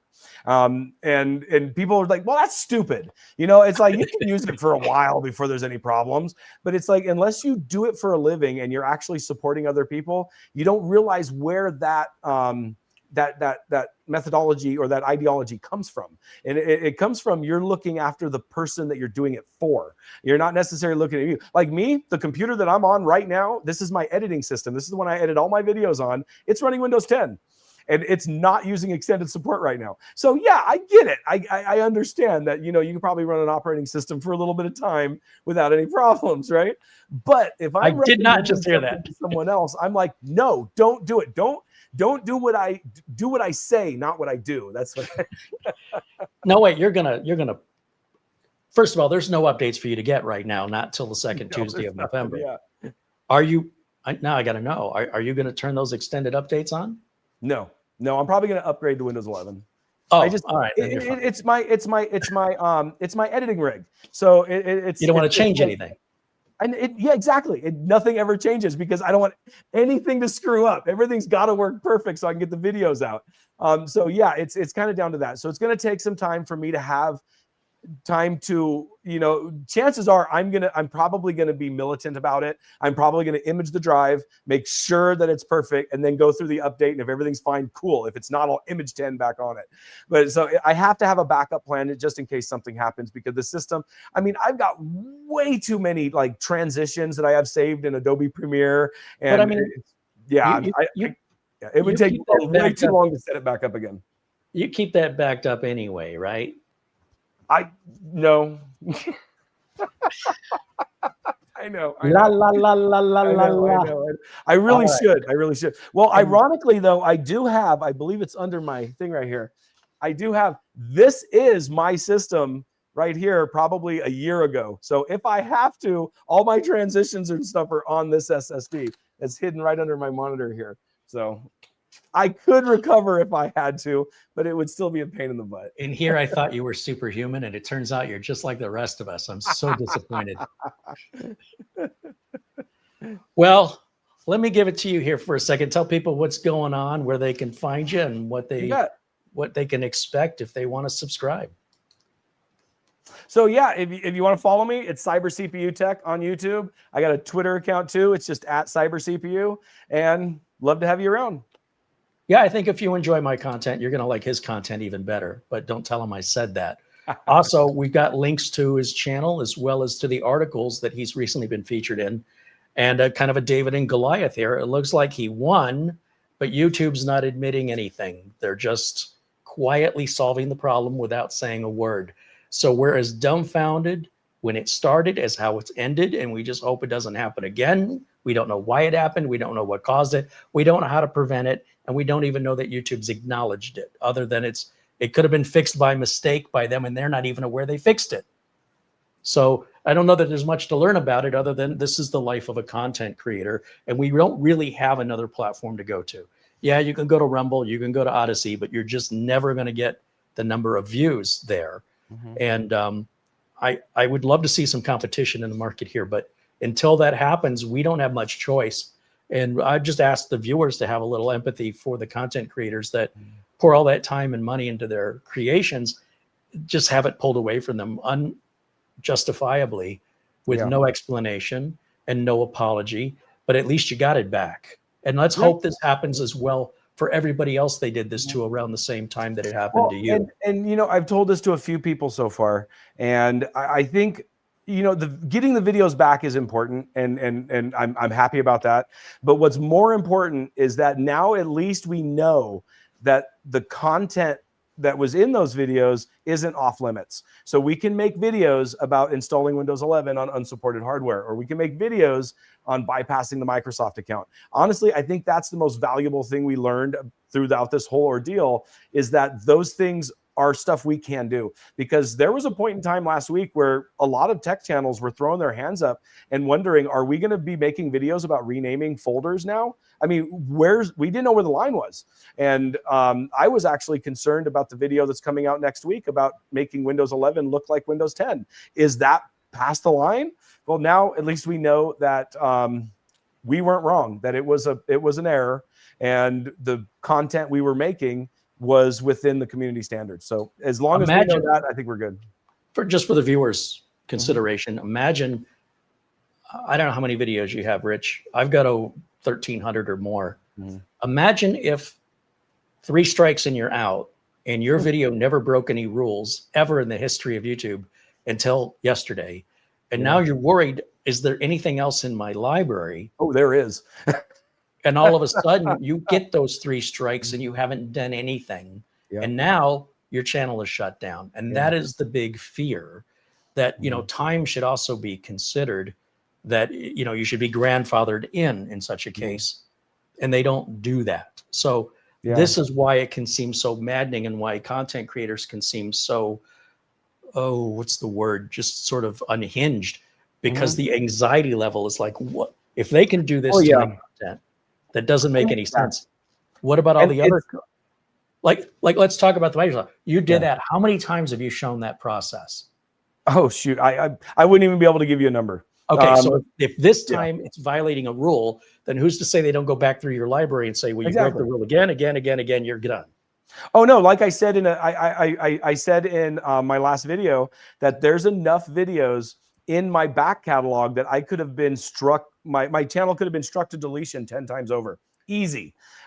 So yeah, but however, I know YouTube has done that before. They have struck in old videos based on new rules, which honestly, I don't think is fair, because if it wasn't the rule when the video was made, it should still be okay. There should be some kind of grandfather with old stuff. And luckily, when it comes to this situation that we recently went through, that is the way it was, is that they didn't strike older content. It was all new content that they were striking. But I'd like to see, you know, some of the other channels that suffer from the same problem. I think YouTube is kind of half and half. I think they've gotten some of them whole, but I don't think they've gotten all of them whole. So hopefully they'll be able to get them fixed at some point. But I think moving forward, I don't think we have to have as much fear about the content that we create, because honestly, when it comes down to it, I had a lot of subscriber support during this whole thing. And every time I would open YouTube Studio, I'd see that little red dot at the top and I'd panic. I'd be like, oh my God, what is this? And it turns out it's a subscriber giving me a $5 super chat or something like that. So I'm like, okay, great. But every time someone gave me a super chat, I'm like, what video now? Oh no, what happened? So it was a little panicking for a while there. But luckily, there wasn't anything in my back catalog that got hit. I refer to that as like a dog that's used to being beaten.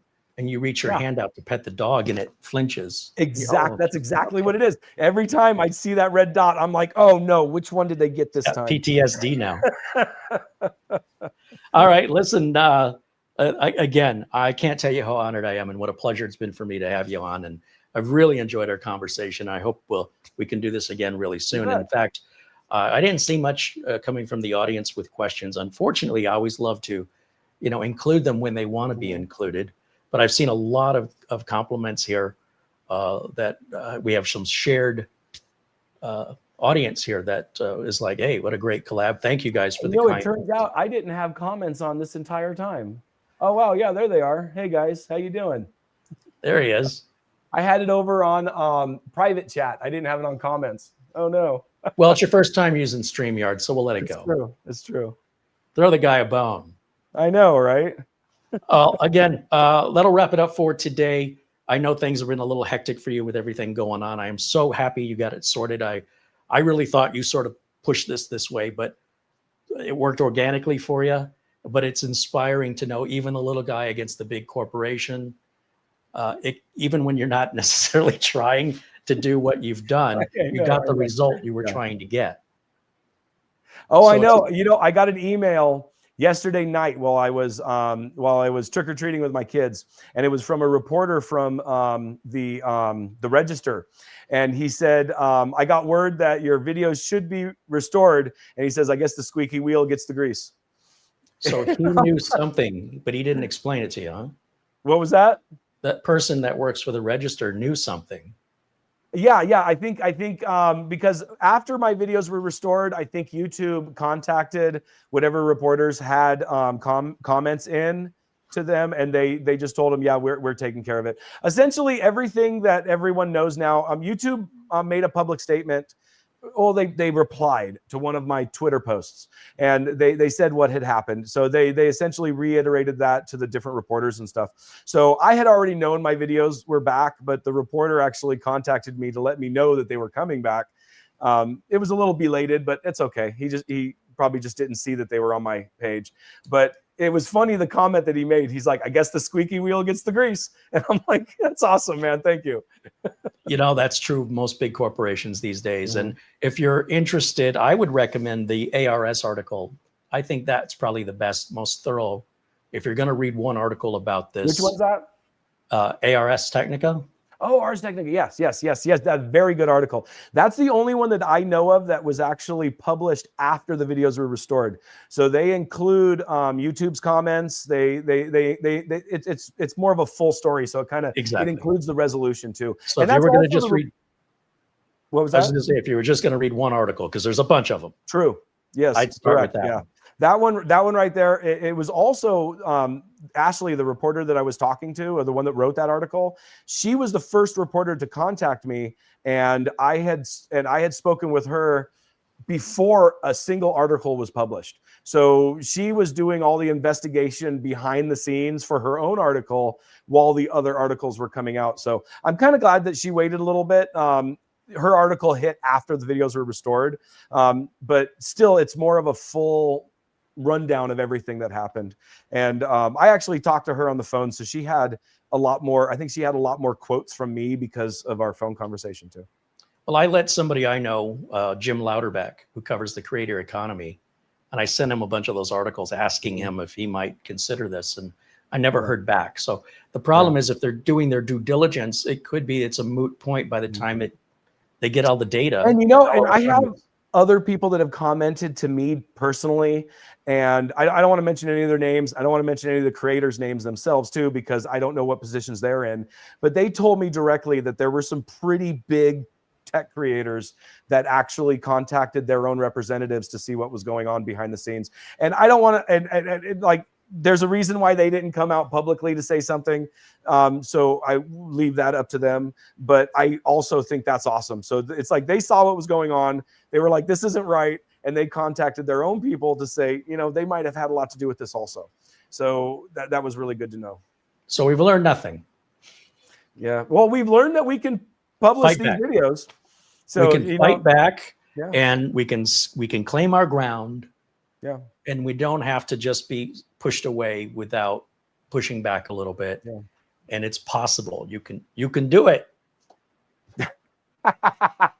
On that note, thanks again to Rich over at CyberCPU Tech. Check out his channel. I appreciate your content. I watch it all the time. I think you do a great job. Thank you. And don't stop. All right, I won't. All right, and I hope we'll have you back here again soon. Thank you to all of our viewers, all of the members of the channel that support us here. Mara, our channel administrator, who did that awesome thumbnail used in today's show, and she had a little fun with some images there for Rich, which he seemed to enjoy. Oh yeah, some of them are going to be my profile picture soon. Oh, she loves it. For it. And she enjoyed making those. She had a good time with it. And yeah, I just want to say thank you to everybody, and we'll look forward to seeing you all again very, very soon. I should be back live tomorrow at 1 o'clock. Now, this evening, it will be daylight saving time for everybody but us. We don't, in Phoenix, we never change our clock. So if you're used to tuning in at 1 o'clock, you will now tune in an hour earlier as of 2 o'clock in the morning tonight. And I hope you don't miss the show. Again, we're back live tomorrow, 1 o'clock Phoenix time, which will be 12 p.m. Pacific, 3 p.m. Eastern. And I hope you'll join us then. Until next time, on behalf of Rich, CyberCPU Tech, and myself, thank you so much for watching. We'll see you all again very, very soon. And until next time, bye for now.